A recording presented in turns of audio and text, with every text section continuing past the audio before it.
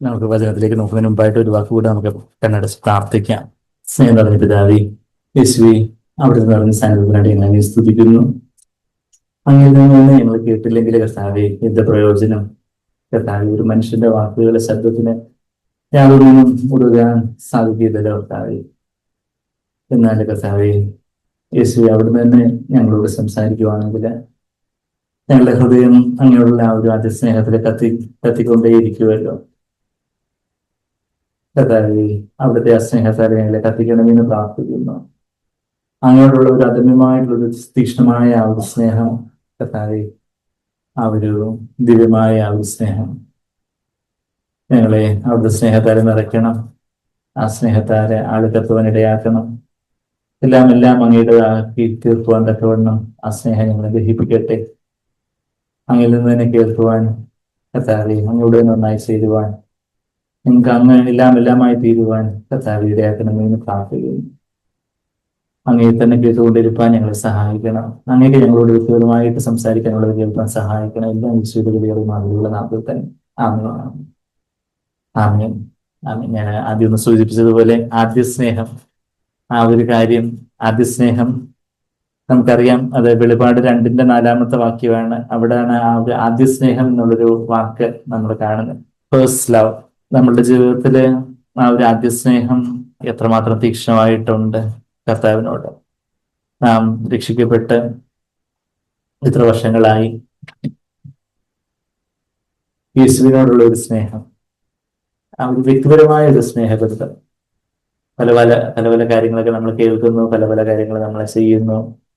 പിന്നെ അതിൻ്റെ എല്ലാ ഇടയില് യേശുവിനെ തന്നെ കേട്ടുകൊണ്ടിരിക്കാനും യേശുവിനോട് സംസാരിക്കാനും ഉള്ള ഒരു ശീലം നമുക്കുണ്ടോ? നമ്മളെ ആദ്യ സ്നേഹം എന്നുള്ള വാക്ക് വെളിപാട് 2:4 നമ്മള് അതാ വായിക്കുന്നെങ്കിലും നിന്റെ ആദ്യ സ്നേഹം വിട്ടുകളഞ്ഞു എന്ന് ഒരു കുറ്റം നിന്നെ കുറിച്ച് പറയുവാനുണ്ട്.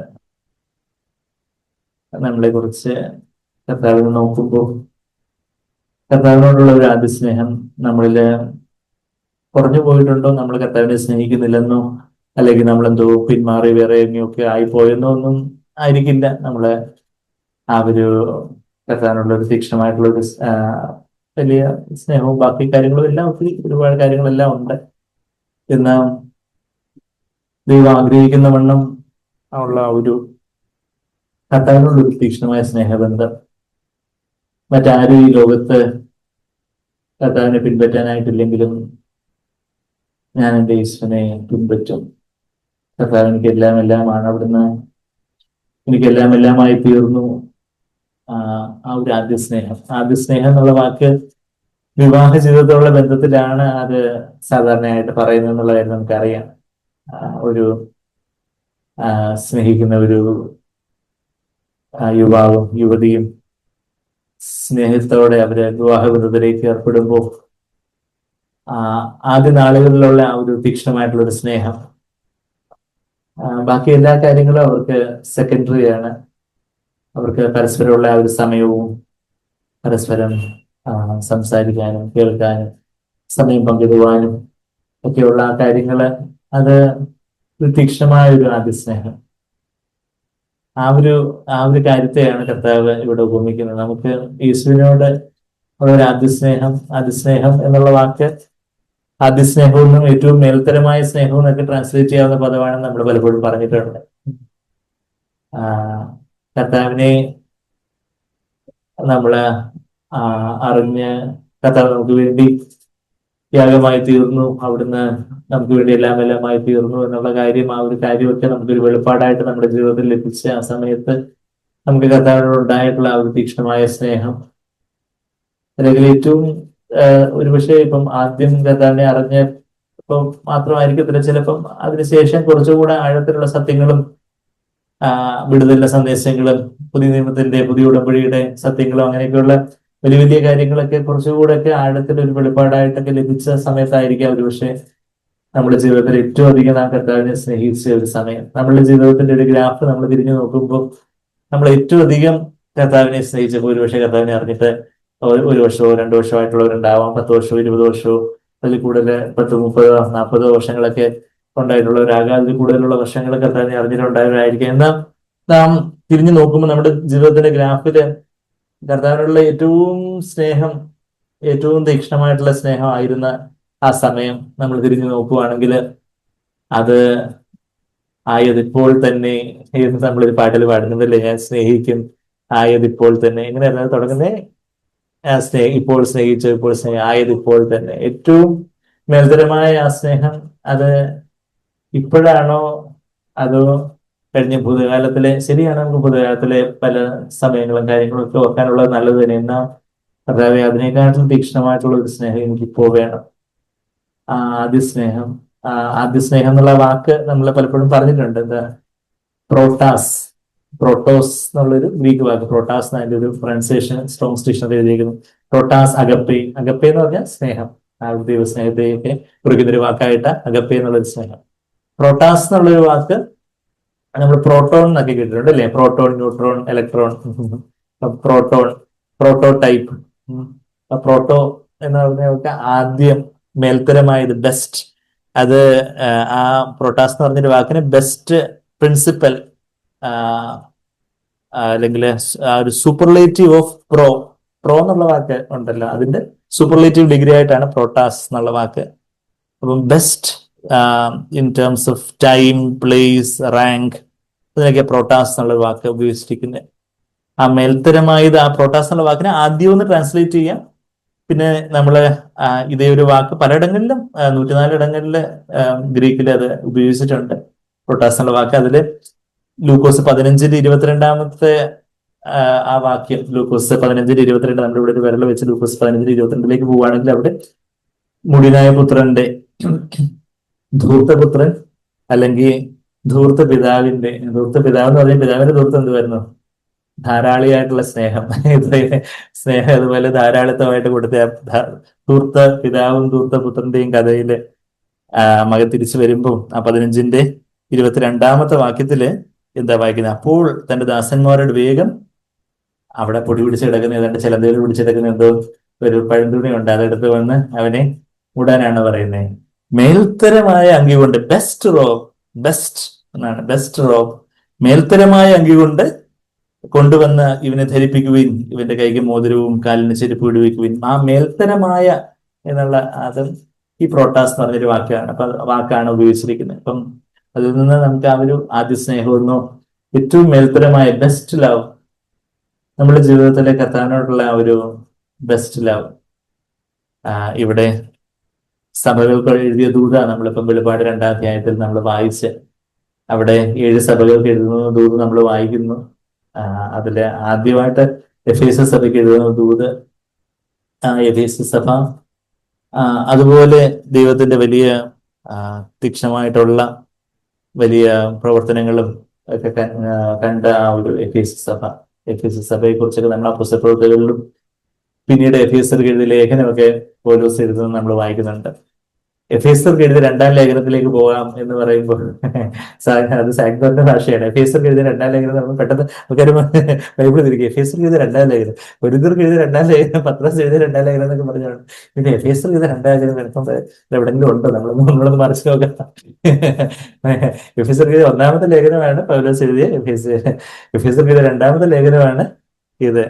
സാഗ്ദോന്റെ ഭാഷയിൽ പറഞ്ഞ ഈ വെളിപാട് 2-ാം അധ്യായത്തിന്റെ ആദ്യത്തെ 7 വാക്യങ്ങളാണ് എഫേസർക്ക് എഴുതിയ 2-ാം ലേഖനം. അത് ആദ്യത്തെ ലേഖനം പൗലോസ് എഴുതുന്നെങ്കിൽ ഇത് യോഹന്നാൻ അപ്പോസ്തലനാണ് യേശുക്രിസ്തുവിന്റെ ആത്മാവിനാല്, പരിശുദ്ധാത്മാവിനാല് എഫേസർക്ക് എഴുതിയ 2-ാമത്തെ ലേഖനം. അവർക്ക് ഒരുപാട് കാര്യങ്ങളൊക്കെ പറയാനുണ്ടായിരുന്നു. ഇപ്പൊ നമ്മളുടെ ജീവിതത്തെ നോക്കുമ്പോൾ, നമ്മളുടെ സഭയെ നോക്കുമ്പോഴൊക്കെ കർത്താവിന് എന്തായിരിക്കും നമ്മളോട് പറയാനുള്ളത്? ഒരുപാട് നല്ല ഗുണങ്ങൾ, നല്ല കാര്യങ്ങളൊക്കെ പറയാനുണ്ട്.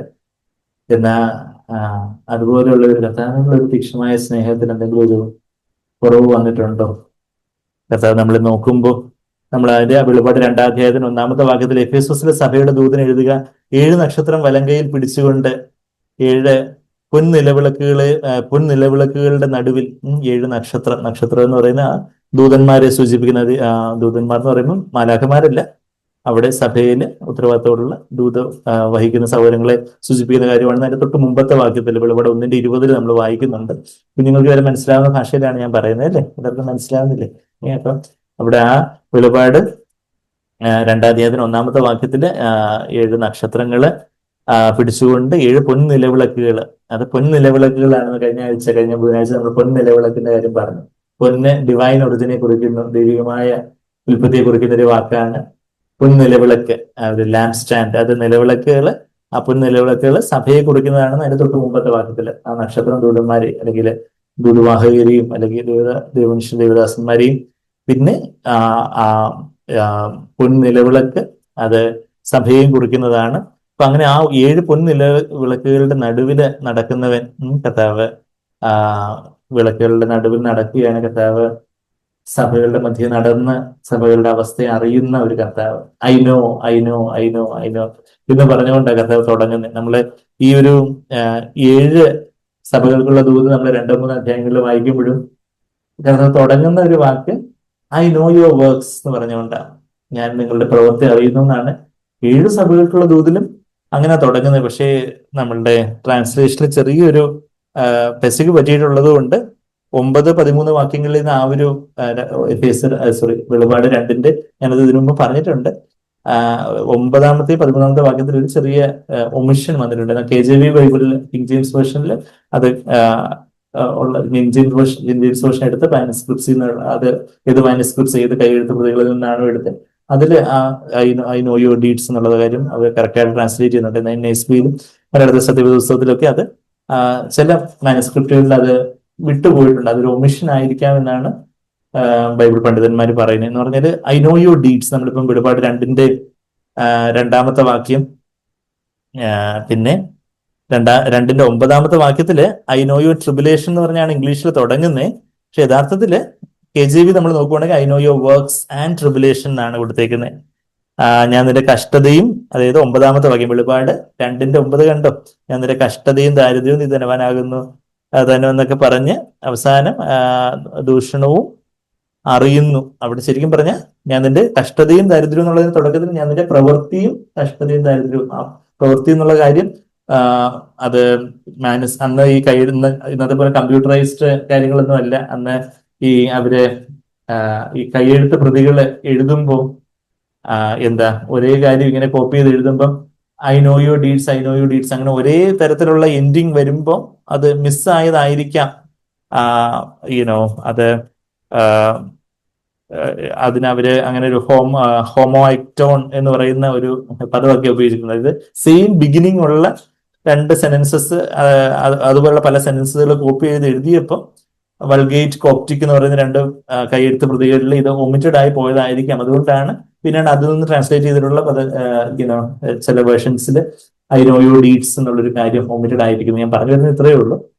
അവിടെ എല്ലാം കർത്താവ് സഭകൾക്ക് എഴുതുന്ന ദൂതിൽ പറഞ്ഞു വരുമ്പോൾ ഐ നോ യുവർ ഡീഡ്സ്, ഞാൻ നിങ്ങളുടെ പ്രവൃത്തി അറിയുന്നു, ഞാൻ നിങ്ങളുടെ പ്രവൃത്തി അറിയുന്നു, വേറെ പല കാര്യങ്ങളും എല്ലാം അറിയുന്ന ഒരു കർത്താവ് എന്ന് പറയുമ്പോൾ അവിടെ ഒരു ആശ്വാസമുണ്ട്, അവിടെ ഒരു മുന്നറിയിപ്പുണ്ട്. ആശ്വാസമുണ്ട്, കർത്താവിന് എല്ലാം അറിയാം, നമ്മളുടെ അവസ്ഥ അറിയാം, നമ്മുടെ സാഹചര്യങ്ങൾ അറിയാം, നമ്മൾ കടന്നു പോകുന്ന ചില സമ്മർദ്ദങ്ങളും ചില രോഗാവസ്ഥകളും സാമ്പത്തിക ഞെരുക്കങ്ങളും ജോലികളുടെ പ്രയാസങ്ങളും ഭാവിയെക്കുറിച്ചുള്ള അനിശ്ചിതത്വവും അങ്ങനെയൊക്കെയുള്ള പല കാര്യങ്ങളും, നമ്മളുടെ ചില നൊമ്പരങ്ങളും വേറെ ആരോടും പറഞ്ഞറിയിക്കാനൊക്കാത്ത നമ്മളുടെ ചില ഒറ്റപ്പെടലുകളോ അങ്ങനെയുള്ള കാര്യങ്ങളും എല്ലാം കർത്താവ് അറിയുന്നു. അതെ, അവിടെ ഒരു ആശ്വാസമുണ്ട്. പിന്നെ അവിടെ ഒരു മുന്നറിയിപ്പുണ്ട്. അതിനോ കർത്താവിനെല്ലാം അറിയാം. നമ്മളെ കള്ളത്തരവും നമ്മളുടെ എന്താണ് പറയുന്നത്, നമ്മളുടെ വേലത്തരങ്ങളും നമ്മളുടെ തന്ത്രങ്ങളും നമ്മളുടെ സ്വയത്തിന്റെ ജഡത്തിൻ്റെതായ കാര്യങ്ങളും എല്ലാം അറിയുന്നൊരു കർത്താവ്. അപ്പൊ ആ എല്ലാം അറിയുന്നൊരു കർത്താവ് നമ്മള് അവിടെ ആ വെളിപാട് 2-ന്റെ 2-ൽ നോക്കിയാലും, വെളിപാട് 2-ന്റെ 9 നോക്കിയാലും, വെളിപാട് 2-ന്റെ 13-ാമത്തെ വാക്യത്തിലും അതുപോലെ തന്നെ I know where you dwell NSBയിൽ തുടങ്ങുന്നത്. പക്ഷെ ശരിക്കും KJVയിൽ തുടങ്ങുന്നത് I know your works and where you dwell, നീ എവിടെ പാർക്കുന്നു എന്നും എന്നുള്ളതിനെ കുറിച്ച്, നിന്റെ പ്രവൃത്തിയും നീ എവിടെ പാർക്കുന്നു എന്നും എന്ന് വേണം എന്റെ ആ ഒരു ഒറിജിനൽ മാനുസ്ക്രിപ്റ്റ്സിൽ നിന്ന് ട്രാൻസ്ലേറ്റ് ചെയ്യുമ്പോൾ അങ്ങനെ അത് അർത്ഥത്തിൽ വേണ്ടത്. പിന്നെ ബാക്കി നമ്മൾ നോക്കുമ്പോൾ വെളിപാട് 2-ന്റെ തന്നെ 19-ാമത്തെ വാക്യത്തിൽ ഞാൻ നിന്റെ പ്രവൃത്തിയും അറിയുന്നു, നിന്റെ സ്നേഹം, ആ ഒരു കാര്യങ്ങളൊക്കെ. പിന്നീട് താഴോട്ട് നോക്കുമ്പോൾ ഐ നോ യുവർ വർക്ക്സ്, അതാ കർത്താവ് ആദ്യം പറയുന്നതെന്നുള്ളൊരു കാര്യം ഞാൻ പറഞ്ഞു വരുന്നത്. ഐ നോ യുവർ വർക്ക്സ് അല്ല ഐ നോ യുവർ ഡീഡ്സ്. വെളിപാട് 3-ന്റെ 1-ലും ഞാൻ നിന്റെ പ്രവൃത്തി അറിയുന്നു. വെളിപാട് 3-ന്റെ 1-ാമത്തെ വാക്യം ഞാൻ നിന്റെ പ്രവൃത്തി അറിയുന്നു, കർത്താവ് പറഞ്ഞു തുടങ്ങുമ്പോൾ അത് പറയുന്നുണ്ട്. പിന്നെ വെളിപാട് 3-ന്റെ 8-ാമത്തെ വാക്യം അവിടെ സർദീസിലുള്ള ഫിലാദൽഫിയയിലുള്ള സഭയോടും ഞാൻ നിന്റെ പ്രവൃത്തി അറിയുന്നു. ഞാൻ ലവദിക്ക സഭയോടും പറയുന്നുണ്ട്. അതിന്റെ 15-ാമത്തെ വാക്യം, ഐ നോ യുവർ ഡീഡ്സ്. അപ്പൊ നമ്മളെ പൂർണ്ണമായിട്ട് അറിയുന്ന ഒരു കർത്താവ്. നമുക്ക് തിരിച്ച് വെളിപാട് 2:2 വരാം. എഫേസ്യ സഭയോടുള്ള ദൂത്, ആദ്യ സ്നേഹം എന്നുള്ളൊരു കാര്യമാണല്ലോ നമ്മൾ പറഞ്ഞു വന്നേ. ഞാൻ നിന്റെ പ്രവൃത്തി അറിയുന്നുണ്ട്. നീ കർത്താവിന് നിവണ്ണം ചെയ്യുന്ന കാര്യങ്ങളെല്ലാം ഞാൻ അറിയുന്നുണ്ട്. ഞാൻ നിന്റെ പ്രയത്നം അറിയുന്നുണ്ട്. നിന്റെ ഹാർഡ് വർക്ക്, ലേബർ, പ്രവൃത്തിയെക്കാട്ടി കുറച്ചുകൂടി തീക്ഷ്ണമായിട്ടുള്ള കാര്യങ്ങളാണ് ലേബർ. ചില കഷ്ടപ്പെട്ട് പ്രവൃത്തി എന്ന് പറയുന്ന ചില കാര്യങ്ങളൊക്കെ നമ്മൾ ചെയ്യുന്നു. ചിലതാണെങ്കിൽ കുറച്ചുകൂടെ നമ്മൾ സാക്രിഫിഷ്യൽ ആയിട്ട് വളരെ ത്യാഗപരമായിട്ട് കഷ്ടപ്പെട്ട് അതിനുവേണ്ടി സമയം മെനക്കെടുത്തി, അതിനുവേണ്ടി സമയവും പണമൊക്കെ മെനക്കെടുത്തി അധ്വാനം, ആ ഒരു ലേബർ, പ്രയത്നം അറിയുന്നു. പിന്നെന്താ, പിന്നെ നിന്റെ സഹിഷ്ണുതയും ഒക്കെ അറിയുന്നു. നീ യോ പെർസിവറൻസ്, നിന്റെ ആ ഒരു ദീർഘക്ഷമ, നിന്റെ പേഷ്യൻസ്, ആ ഒരു സഹിഷ്ണുത, അതൊക്കെ അറിയുന്നു. കൊള്ളരുതാത്തവരെ നിനക്ക് സഹിച്ചുകൂടാത്തതും, നീ എത്രമാത്രം ദൈവത്തിന് വേണ്ടി തീക്ഷ്ണതയായിട്ട് നിന്നു. കൊള്ളരുതാത്തവരെ സഹിച്ചുകൂടാത്തതും, അപ്പോസ്തലന്മാരല്ലാതിരിക്കെ തങ്ങൾ അപ്പോസ്തലന്മാർ എന്ന് പറയുന്നവരെ നീ പരീക്ഷിച്ച്, ചിലർ അപ്പോസ്തലന്മാരല്ല പക്ഷെ അപ്പോസ്തലന്മാരെന്ന് പറഞ്ഞുകൊണ്ടിരിക്കുന്ന ആൾക്കാരുണ്ടായിരുന്നു, കള്ള അപ്പോസ്തലന്മാരുണ്ടായിരുന്നു. അവരെയൊക്കെ പരീക്ഷിച്ച് കള്ളന്മാരെന്ന് കണ്ടതും, അപ്പൊ അതിൽ നിന്ന് തന്നെ 12 അപ്പോസ്തലന്മാരല്ലായിരുന്നു എന്നുള്ളതായിട്ട് നമ്മൾ അതിൽ നിന്ന് മനസ്സിലാക്കുന്നുണ്ട്. 12 അപ്പോസ്തലന്മാരെ ഉണ്ടായിരുന്നുണ്ടെങ്കിൽ ആരെങ്കിലും അപ്പോസ്തലനാണെന്ന് പറഞ്ഞാൽ ഈ 12 ലിസ്റ്റിനകത്ത് ഉണ്ടെന്ന് നോക്കിയാൽ മതിയായിരുന്നു. അപ്പൊ അല്ലാതെ പരീക്ഷിച്ചറിയണമെങ്കിൽ അത് ചെറിയ അപ്പോസ്തലിക ശുശ്രൂഷ ഉള്ള, ഇപ്പൊ നമ്മള് പൗലോസിന്റെ കാര്യവും പിന്നെ ഇന്നും അപ്പോസ്തലികമായിട്ട് ശുശ്രൂഷയുള്ള, യഥാർത്ഥത്തിലുള്ള അപ്പോസ്തലിക ശുശ്രൂഷയുള്ള സൗകര്യങ്ങളുണ്ടെന്നുള്ളതായിരുന്നു നമുക്കറിയാം. എന്നാൽ കള്ള അപ്പോസ്തലന്മാരെ പെട്ടെന്ന് തിരിച്ചറിയാം. അവർ അപ്പോസ്തലൻ ടൈറ്റിലും വെച്ചുകൊണ്ട് നടക്കും. അപ്പോസ്തൽ സോ ആൻഡ് സോ എന്നൊക്കെ പറഞ്ഞുകൊണ്ട് യൂട്യൂബിലും ഇന്റർനെറ്റിലും ഒക്കെ കാണാം. പക്ഷേ കള്ള അപ്പോസ്തലന്മാരാണ്, അവരെ പച്ചയ്ക്ക് പറയാം. വെളിപാട് 2-ാമത്തെ വാക്യം, നമ്മൾ ആ ഒരു പരീക്ഷിച്ച കള്ളന്മാരെന്ന് കണ്ടതും അതൊക്കെ ഞാൻ അറിയുന്നു. നമ്മളെ അറിയുന്നൊരു കർത്താവ്. ശരിയാണ്, നമ്മളുടെ ബലഹീനതകളും നമ്മളുടെ എല്ലാ പ്രയാസങ്ങളും എല്ലാം കർത്താവിനെ അറിയാം. നമ്മളുടേതായ പ്രത്യേകമായിട്ടുള്ള ചില സ്വഭാവ രീതികളും നമ്മളുടേതായ ചില ന്യൂനതകളും എല്ലാം അറിയുന്ന ഒരു കർത്താവ്. 3-ാമത്തെ വാക്യത്തിൽ, നിനക്ക് സഹിഷ്ണുതയുള്ളതും എന്റെ നാമനിമിത്തം നീ സഹിച്ചതും തളർന്നു പോകാഞ്ഞതും ഒക്കെ ഞാൻ അറിയുന്നു. എങ്കിലും നിന്റെ ആദ്യ സ്നേഹം വിട്ടുകളഞ്ഞു എന്ന് ഒരു കുറ്റം നിന്നെ കുറിച്ച് പറയുവാനുണ്ട് എന്ന് പറഞ്ഞ് കർത്താവ് മാനസാന്തരപ്പെടാൻ പറയുമോ. നീ ഏതിൽ നിന്ന് വീണിരിക്കുന്നു എന്ന് ഓർത്ത് മാനസാന്തരപ്പെട്ട് ആദ്യത്തെ പ്രവൃത്തി ചെയ്യുക. ആദ്യത്തെ പ്രവൃത്തി എന്ന് പറയുമ്പോൾ ആ ഒരു പ്രവൃത്തി എന്തെങ്കിലും അക്ഷരികമായിട്ട് ചെയ്യുന്ന കാര്യമില്ല. എന്നാൽ ആദ്യത്തെ ആ ഒരു സ്നേഹത്തോടെയുള്ള ആ ഒരു പ്രവൃത്തി, ആദ്യത്തെ ആ ഒരു തീക്ഷ്ണതയോടെയുള്ള ഒരു പ്രവൃത്തി, അതാ ആദ്യത്തെ പ്രവൃത്തി ചെയ്യുക. അല്ലാതിരുന്നാൽ ഞാൻ വരികയും നീ മാനസാന്തരപ്പെടാതിരുന്നാൽ നിന്റെ നിലവിളക്ക് അതിന്റെ നിലയിൽ നിന്ന് നീക്കുകയും ചെയ്യും എന്നുള്ളൊരു കാര്യം. നിലവിളക്ക് എന്ന് പറയുന്നത് സഭയെ കുറിക്കുന്നതാണെന്ന് നമ്മളവിടെ വായിക്കുന്നുണ്ട്. നിലവിളക്ക് എന്നുള്ള സഭയെ കുറിക്കുന്നതാണ്. അപ്പം ആ നിലവിളക്ക് നീക്കുക എന്ന് പറഞ്ഞാൽ ആ സഭയെന്ന് അംഗീകരിക്കാതിരിക്കത്തക്ക വണ്ണം ആയിരിക്കും എന്നുള്ളൊരു കാര്യമൊക്കെ കർത്താവ് അവിടെ പറയുന്നു. എന്ന് പറയുമ്പോൾ എന്താ നമ്മളുടെ ജീവിതത്തിലെ കർത്താവിനുള്ള ഒരു ആദ്യ സ്നേഹം എന്ന് പറയുമ്പോൾ ഞാൻ കർത്താവിനെ സ്നേഹിക്കുന്നുണ്ടല്ലോ എന്നെല്ലാം നമുക്ക് തോന്നി. എന്നാൽ ഒരു വ്യക്തിപരമായ ഒരു കർത്താവിനോടുള്ളൊരു ബന്ധം, കർത്താവിൽ നിന്ന് കേൾക്കുന്നുണ്ടോ? നമുക്ക് യേശുവിനോട് നമ്മൾ സംസാരിക്കാറുണ്ടോ? നമ്മൾ പ്രാർത്ഥിക്കാറുണ്ട്, നമ്മൾ ബൈബിൾ വായിക്കാറുണ്ട്, നമ്മൾ കൂട്ടായ്മ യോഗങ്ങൾ അറ്റൻഡ് ചെയ്യാറുണ്ട്, നമ്മൾ പ്രസംഗങ്ങൾ കേൾക്കാറുണ്ട്.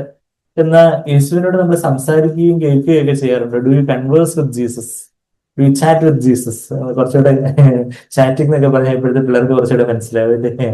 കർത്താവിനോട് ചാറ്റ് ചെയ്യാറുണ്ടോ? കർത്താവിനോട് സംസാരിക്കാറുണ്ടോ?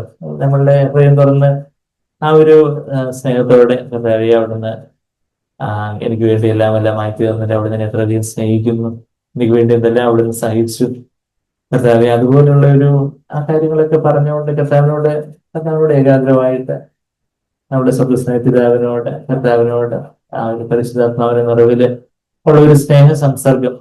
അത് നമ്മൾ ആ ഫാനിച്ചി ക്രോസ്ബിയുടെ പാട്ടിൽ നമ്മൾ പാടി, oh the pure delight of a single hour that before thy throne I spend. ഞാൻ 1 മണിക്കൂർ നേരം അവിടുത്തെ സന്നിധിയിൽ ചെലവഴിക്കുമ്പോഴുള്ള ആ ഒരു വലിയ സ്നേഹത്തെ കുറിച്ച് പറയുന്ന ആ 1 മണിക്കൂർ നേരം മാത്രമല്ല, നമ്മുടെ ജീവിതം മൊത്തവും നമ്മൾ അതുപോലെ കർത്താവിന്റെ മുമ്പാകെ ചെലവഴിക്കേണ്ടെങ്കിലും അറ്റ്ലീസ്റ്റ് നമ്മുടെ ക്വൈറ്റ് ടൈമായിട്ട് കുറച്ചെങ്കിലും ഒരു സമയം ആ ഒരു കർത്താവിന്റെ കൂടി ഇരിക്കാനും. നമ്മളുടെ തിരക്കുകളൊക്കെ ശരിയാണ്, നമുക്ക് പല തിരക്കുകളുണ്ട്, പല ബിസി ഷെഡ്യൂൾ, ഒത്തിരി കാര്യങ്ങൾ ചെയ്തു തീർക്കാനും ഒരുപാട് ഉത്തരവാദിത്തങ്ങളും കാര്യങ്ങളൊക്കെ ഉണ്ട്.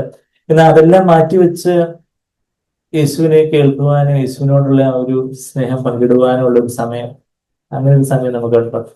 നമ്മളെക്കാട്ടിൽ ഏറ്റവും ബിസി ആയിരുന്ന ഒരാളുണ്ടായിരുന്നു, അതായത് യേശു ക്രിസ്തു. ഈ ഭൂമിയിലെ കർത്താവ് വളരെ ബിസി ആയിട്ടുള്ള ഒരു ഷെഡ്യൂൾ ആയിരുന്നു കർത്താവിന്. കർത്താവിന്റെ one of the busiest day, probably the busiest ഡേയെ കുറിച്ച് നമ്മൾ പലപ്പോഴും പറഞ്ഞിട്ടുണ്ട്. അത് നമ്മൾ മർക്കോസിന് സുവിശേഷം 6-ാം അധ്യായത്തില് 5 അപ്പം കൊണ്ട് 5000 പേരെ പോഷിപ്പിക്കുന്ന ആ ഒരു രംഗം നമ്മൾ കാണുന്നത്. മർക്കോസിന്റെ സുവിശേഷത്തിലേക്ക് പോകുമ്പോൾ അവിടെ 6-ാം അധ്യായം, അത് ലൂക്കോസ് 9-ലും മത്തായി 14-ലും ഒക്കെ നമ്മൾ കാണുന്ന കാര്യമാണ്. യോഹന്നാൻ 6-ാം അധ്യായത്തിലും കാണുന്നുണ്ട്. ഞാൻ ആ റെഫറൻസ് പെട്ടെന്ന് പറഞ്ഞു പോയോ. മർക്കോസ് 6, പിന്നെ ലൂക്കോസ് 9, പിന്നെ മത്തായി 14, യോഹന്നാൻ 6-ലും ഇല്ല.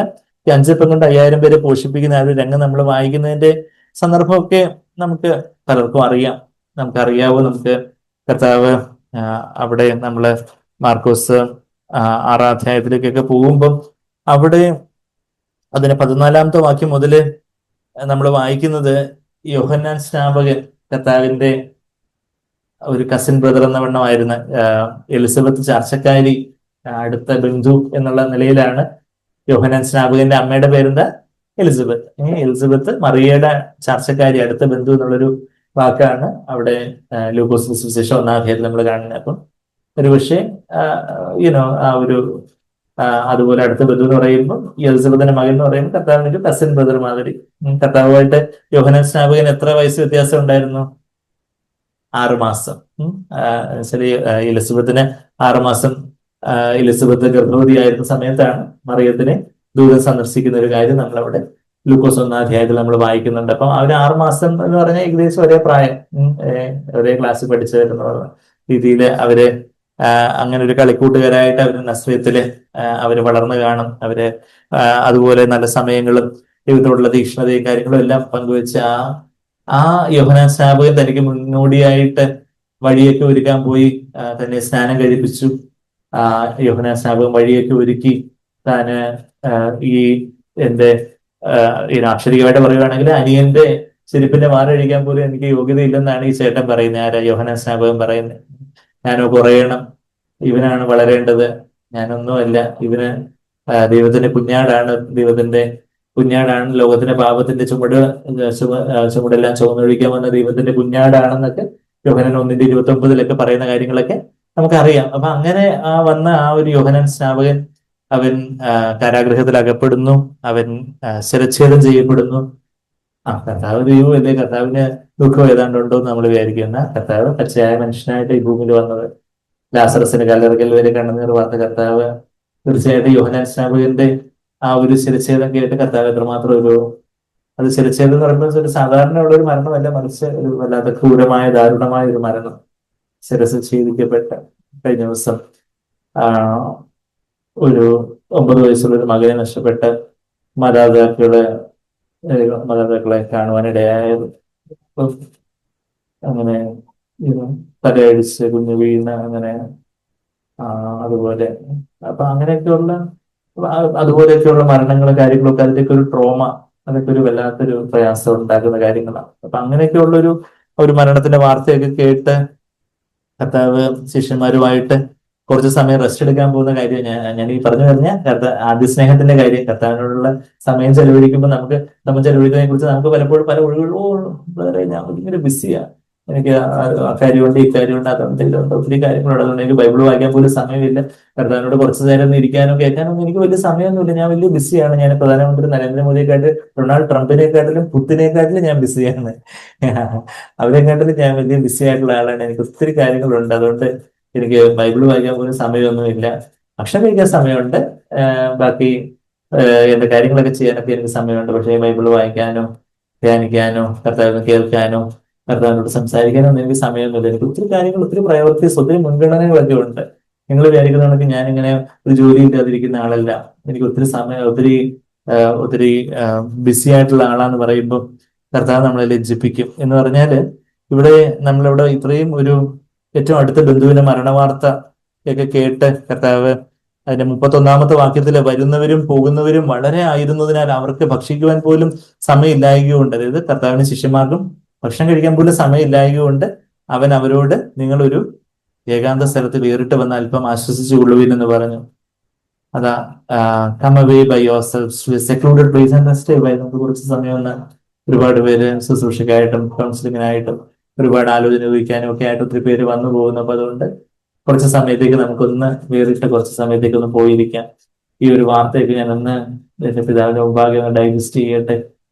കർത്താവ് സർവജ്ഞനായിട്ടല്ല ഈ ഭൂമിയിൽ വന്നേ, എന്നാൽ നമ്മളെപ്പോലൊരു മനുഷ്യനായിട്ടാണ് വന്നേ. തന്നെ അതിനെ ഒഴിച്ച് ആ പിതാവ് പരിശുദ്ധാത്മാവിനെ വെളിപ്പെടുത്തിയ കാര്യങ്ങൾ കർത്താവിന് അറിയാം. എന്നാൽ ഓരോ കാര്യങ്ങളും എങ്ങനെ ഓരോ കാര്യങ്ങളും എന്നാൽ നമുക്ക് പിന്നെ എത്ര അറിയാവുന്ന ഒരു കാര്യമാണെങ്കിൽ പോലും ഇപ്പൊ നമ്മളുടെ പ്രിയപ്പെട്ട ഒരാള് മരണാവസ്ഥയിൽ എത്തി മരിക്കുമെന്ന് അറിയാമെങ്കിൽ പോലും മരിച്ചു കഴിയുമ്പോൾ ഉള്ള ആ ഒരു വ്യഥ എന്ന് പറയുന്ന പോലെ അതുപോലെയൊക്കെയുള്ള ആ ഒരു സമയത്തും അങ്ങനെ അവര് എന്താ അവരൊരു ഏകാന്ത സ്ഥലത്തേക്ക് പോകുന്നു. അതിന്റെ 32ാമത്തെ വാക്യം, പണ്ടാരെ പൂച്ചയെ കൊണ്ട് കളഞ്ഞിട്ട് ബസ്സൊക്കെ കയറി 2-3 ബസ്സൊക്കെ പൂച്ചയെ ഇവിടെ വലിയൊരു കാട്ടിൽ കൊണ്ടുപോയി കളഞ്ഞു. ഒരു വീട്ടിലൊരു ശല്യമുള്ള പൂച്ചയുണ്ടായിരുന്നു. അപ്പൊ പൂച്ച വരുന്ന രീതി ഒത്തിരി 3-4 ബസ്സൊക്കെ കയറി വലിയ ഇനി തിരിച്ചു വരാൻ പറ്റാത്ത രീതിയിൽ വലിയൊരു 3-4 ബസ്സൊക്കെ കയറി എവിടെയോ കുട്ടിക്കാട്ടിലൊക്കെ കൊണ്ട് കളഞ്ഞ് വലിയ നേരത്തെ ബസ്സൊക്കെ കയറി ശല്യം ഒഴിഞ്ഞു എന്ന് പറഞ്ഞു വീട്ടിൽ ചെല്ലുമ്പോ നമ്മുടെ പൂച്ച നമ്മളെക്കാട്ട് സ്പീഡിൽ ഇവിടെ എത്തി എന്ന് പറയുന്നത് പോലെ ഇവര് കർത്താവ് ഇവിടെ ഏകാന്ത സ്ഥലത്തേക്ക് പോയപ്പോഴത്തേക്കും ആൾക്കാരെല്ലാം കൂടെ കർത്താവ് എത്തുന്നതിന് മുമ്പേ അവിടെ ആൾക്കാരെല്ലാം അവിടെ തടിച്ചുകൂടി. അതാ നമ്മളിവിടെ വായിക്കുന്നത്. അതാ 32ാമത്തെ വാക്യം, അവർ പോകുന്നത് 33ാമത്തെ വാക്യം, അവർ പോകുന്നത് പലരും കണ്ടു അറിഞ്ഞു. എല്ലാ പട്ടണങ്ങളിൽ നിന്ന് കാൽനടയായ കർത്താവ് നല്ല എന്തായാലും കുറച്ച് നല്ല സൗകര്യമുള്ള സ്ഥലത്തേക്ക് കർത്താവ് പോകുന്നത്. അപ്പൊ പിന്നെ നമുക്ക് അവിടെ മറ്റേടത്ത് കർത്താവ് ഇരുന്നിടത്ത് അത്രയും സ്ഥല സൗകര്യം ഒന്നും കാണത്തില്ല. ഇപ്പൊ ഇവിടെ കർത്താവ് ഏകാന്ത സ്ഥലത്തേക്ക് പോയി വിശ്രമിക്കാൻ ഒത്തിരി അവിടെ നല്ല ഓഡിറ്റോറിയത്തിലേക്കാണ് പോകുന്നത്. അപ്പൊ അതുകൊണ്ട് നല്ല പച്ചപ്പുൽ ഒക്കെ ഉണ്ടെന്നാണ് നമ്മളവിടെ അവിടെ വളരെയധികം പച്ചപ്പുല്ലുണ്ടായിരുന്നു, ഉണക്കപ്പുല്ലല്ല പച്ചപ്പുല്ലുണ്ടായിരുന്നു. അവിടെ കുഷ്യന്റെ സീറ്റ്സ് ഒക്കെ ഉള്ള നല്ല ഹൈ ക്ലാസ് ഓഡിറ്റോറിയം ഉള്ളതെന്നൊക്കെയാണ് നമ്മൾ ലൂക്കോസ് 9 ചേർത്ത് വായിക്കുമ്പോൾ അവിടെ ഇവിടെ ഇതിന്റെ തന്നെ 39ാമത്തെ വാക്യത്തിൽ വായിക്കുന്നുണ്ട്. 39 മർക്കോസ് 6:39 പിന്നെ 39 പിന്നെ അവരോട് എല്ലാവരെയും പച്ചപ്പുല്ലിൽ പന്തി പന്തിയായി ഇരുത്തുവാൻ കൽപ്പിച്ചു. Groups on the green grass. അവിടെ വളരെ പുല്ലുണ്ടായിരുന്നു എന്നൊക്കെയാന്ന് തോന്നുന്നു. എനിക്ക് ലൂക്കോസ് 9-ലാന്ന് തോന്നുന്നു അത് പറയുന്നത്. അപ്പൊ അതുപോലെയൊക്കെയുള്ള നോക്കണ്ട, ലൂക്കോസ് 9-ലാണോ ഈ വളരെ പുല്ലെന്ന് വായിക്കുന്നതെന്ന് പെട്ടെന്ന് നോക്കണമെങ്കിൽ ലൂക്കോസ് 9 എന്തായാലും അത് അത്ര വലിയ പ്രാധാന്യമുള്ള കാര്യം അല്ലെങ്കിൽ പോലും അവിടെ വളരെ പുല്ലുണ്ടായിരുന്നു എന്നുള്ളൊരു കാര്യം അവിടെ 9-10 മുതലുള്ള വാക്യങ്ങളിലൊക്കെ നമ്മൾ ഈ ബെത്സേദയിലാണ് ഈ കാര്യങ്ങൾ, ബെത്സേദയിലാണ് ഈ കാര്യങ്ങളൊക്കെ നടക്കുന്നത് എന്നുള്ള കാര്യമൊക്കെ നമ്മളവിടെ വായിക്കുന്നുണ്ട്. എന്തായാലും എനിക്ക് തോന്നുന്നു ഏതൊരു സുവിശേഷത്തിൽ അങ്ങനെ വളരെ പുല്ലുണ്ടായിരുന്നെന്ന് മേ ബി ഇനിയിപ്പോ മത്തായിലാണോ എന്ന് എനിക്ക് ഓർമ്മയില്ല. എന്തായാലും മത്തായി 14 എടുത്ത് നോക്കുമ്പോൾ മത്തായി 14 അതായത് അവിടെ സെക്ലൂഡഡ് പ്ലേസിലേക്ക് പോയ കാര്യങ്ങളും ഒക്കെ അവിടെയും പറയുന്നുണ്ട്. പിന്നെ യോഹന്നാൻ 6-ാം അധ്യായത്തില് ഇത് 4 സുവിശേഷങ്ങളിലും പറയുന്ന ഏക അത്ഭുതം ഏതാ കർത്താവിന്റെ? Sunday school children, Jesus which miracle of Jesus is mention in all അതെ വളരെ പുല്ലുണ്ടായിരുന്ന യോഹന്നാൻ 6:10 കേട്ടോ. ഏതൊരു സുവിശേഷത്തിനാണ് എന്റെ ഓർമ്മ. ആരും എവിടെയോ പറഞ്ഞിട്ടുണ്ടായിരുന്നു, എബ്രായ ലേഖനം 2:6 പറയുന്നത് പോലെ ഇവിടെ യോഹന്നാൻ 6:10 ആളുകളെ ഇരുത്തുവിൻ എന്ന് യേശു പറഞ്ഞു. ആ സ്ഥലത്ത് വളരെ പുല്ലുണ്ടായിരുന്നു, വളരെ പുല്ലുണ്ടായിരുന്നു എന്ന് പരിശുദ്ധാത്മ വ്യക്തമായിട്ട്. ദെയർ വാസ് മച്ച് ഗ്രാസ്, നല്ല പുല്ലൊക്കെ ഉള്ള സ്ഥലം, അത് പച്ചപ്പുല്ലായിരുന്നു എന്ന് അവിടെ നമ്മള് ഇപ്പം മർക്കോസിൽ വായിച്ചപ്പോൾ ഞാൻ പറഞ്ഞു വരുന്നത് അത്രയൊക്കെ വലിയ ആൾക്കൂട്ടമൊക്കെ വന്നു. പന്തി പന്തിയായിട്ട് 100ഉം 50ഉമായിട്ടൊക്കെ റോസൊക്കെ ഇരുത്തി അവരോട് കർത്താവ് അത്ര ആൾക്കാരൊക്കെ വന്നപ്പോൾ കർത്താവ് വരുന്നതിന് മുമ്പ് ഇവരെല്ലാം വന്നപ്പോഴത്തേക്ക് കർത്താവ് അവരോട് പഠിപ്പിക്കാനും അവരെ സൗഖ്യമാക്കാനും ഒക്കെ തുടങ്ങി. അവസാനം അവർക്ക് ഭക്ഷിക്കാനൊന്നും ഇല്ലെന്ന് കണ്ട് കർത്താവ് 5 അപ്പവും 2 മീനും കൊണ്ട് 5000-ലധികം പേര്, 1000-ഓളം പുരുഷന്മാരുണ്ടായിരുന്നു മത്തായിയുടെ സുവിശേഷത്തിൽ വായിക്കുമ്പോൾ. സ്ത്രീകളും കുഞ്ഞുങ്ങളും എല്ലാം ഉൾപ്പെടെ ഒരുപാട് 10,000-ഓ 15,000-ഓ ഒക്കെ ആൾക്കാരുണ്ടായിരുന്നിരിക്കണം. അത്രയും പേരെയൊക്കെ കർത്താവ് പോഷിപ്പിച്ച് 12 കൊട്ടകളൊക്കെ കർത്താവ് എടുത്ത് വാങ്ങി 12 കൊട്ടയൊക്കെ നിറച്ചു എന്നുള്ള കാര്യമൊക്കെ നമ്മൾ വായിക്കുന്നുണ്ട്. അതിനുശേഷം ഇനിയിപ്പോ പോയി കുറച്ച് നേരം കിടന്നുറങ്ങാം എന്നല്ലേ നമ്മൾ സ്വാഭാവികമായിട്ട് വരുന്നത്. ഇത്രയും ടയർഡായിട്ടുള്ള അതിന്റെ ശേഷമുള്ള കർത്താവിന്റെ ആ ഒരു ആറ്റിറ്റ്യൂഡാണ് ആ ഒരു കാര്യം നമ്മൾ കാണുന്നുണ്ട്. അതിന്റെ നമ്മുടെ മർക്കോസിന്റെ സുവിശേഷത്തിലാണെങ്കിൽ അതിന്റെ 6:45 കർത്താവ് അവരെ നിർബന്ധിച്ച് അവരെ അങ്ങ് പറഞ്ഞു വിടുന്ന കാര്യമൊക്കെ കാണുന്നുണ്ട്. എന്തിനു വേണ്ടിയാ? തനിക്ക് തന്നെ ഇരിക്കാനായിട്ട്. അതിന്റെ 46-ാമത്തെ വാക്യം, മർക്കോസ് 6:46 അവരെ പറഞ്ഞേച്ച് വിട്ട ശേഷം താൻ പ്രാർത്ഥിക്കുവാൻ മലയിൽ പോയി. കർത്താവിന് പ്രാർത്ഥിക്കേണ്ട കാര്യം ഉണ്ടായിരുന്നു. കർത്താവ് ഒരു പാപവും ചെയ്തിട്ടില്ലാത്ത ദൈവത്തിന്റെ കുഞ്ഞാട്, പിതാവിനോടുള്ള ആ ഒരു സ്നേഹ സംസർഗത്തിൽ ഏറ്റവും പെർഫെക്റ്റ് കമ്മ്യൂണിയനിലായിരുന്നു എപ്പോഴും ജീവിച്ചുകൊണ്ടായിരുന്നു. എങ്കിലും കർത്താവിന് പിതാവിന്റെ സന്നിധിയില് ഒറ്റയ്ക്ക് കുറച്ച് സമയം ചെലവഴിക്കുവാനും പിതാവിനോട് ഹൃദയം പകരുവാനും പിതാവിൽ നിന്ന് സ്പെഷ്യലായിട്ട് എപ്പോഴും പിതാവിനെ കേട്ടുകൊണ്ടിരുന്ന എന്നാൽ കുറച്ചുകൂടെ വ്യക്തമായിട്ട് പിതാവിൽ നിന്ന് കേൾക്കുവാനായിട്ട് ആ സമയം വേർതിരിച്ചിരിക്കുന്ന, അത്രയും ടയേർഡായിരിക്കും, അത്രയും ക്ഷീണിച്ചായിരിക്കും, അത്രയും അത്രയും ഭക്ഷണവും കാര്യങ്ങളും ഒക്കെ, ക്ഷീണവും കാര്യങ്ങളും ഒക്കെ ഉണ്ട്, അത്രയും സമയത്തിന്റെ അപര്യാപ്തതയെല്ലാം ഉണ്ട്. പിന്നെ അതൊന്നും കണക്കിടാതെ ദൈവത്തോട് പിതാവിനോട് സമയം ചെലവഴിക്കാനായിട്ട് ആ ഒരു ലവ് റിലേഷൻഷിപ്പ് എന്ന് പറഞ്ഞാല് നമ്മള് ഒരു വ്യക്തിയോട് സംസാരിക്കുന്നത് പോലെ നമ്മള് യേശുവിനോട് സംസാരിക്കുകയും യേശുവിനെ കേൾക്കുകയൊക്കെ ചെയ്യാറുണ്ട്. അപ്പൊ നമുക്ക് എന്തോ ആവശ്യങ്ങള്, എനിക്ക് പരീക്ഷയുണ്ട്, ദൈവമേ സഹായിച്ചാണ്, എനിക്ക് നല്ല മാർക്ക് കിട്ടണം, എനിക്ക് എന്റെ അസൈൻമെന്റിന് നല്ല മാർക്ക് കിട്ടണം, എന്റെ പ്രോജക്റ്റിന് ഫുൾ മാർക്ക് കിട്ടണം, അല്ലെങ്കിൽ എനിക്ക് ബസ് കിട്ടണം, എനിക്ക് ട്രെയിൻ കിട്ടണം, എനിക്ക് ഇന്നടത്ത് അഡ്മിഷൻ കിട്ടണം.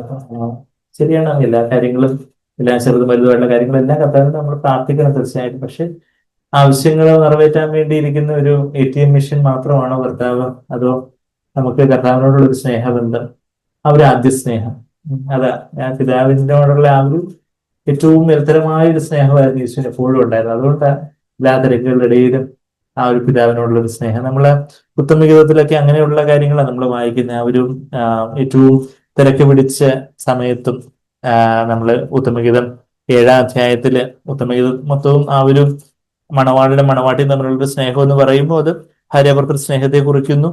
പിന്നെ അത് കർത്താവും മണവാട്ടിയായിട്ടുള്ള സഭയും കുറിക്കുന്ന ഒരു കാര്യമാണെന്നുള്ള കാര്യം നമുക്കറിയാം. അവിടെ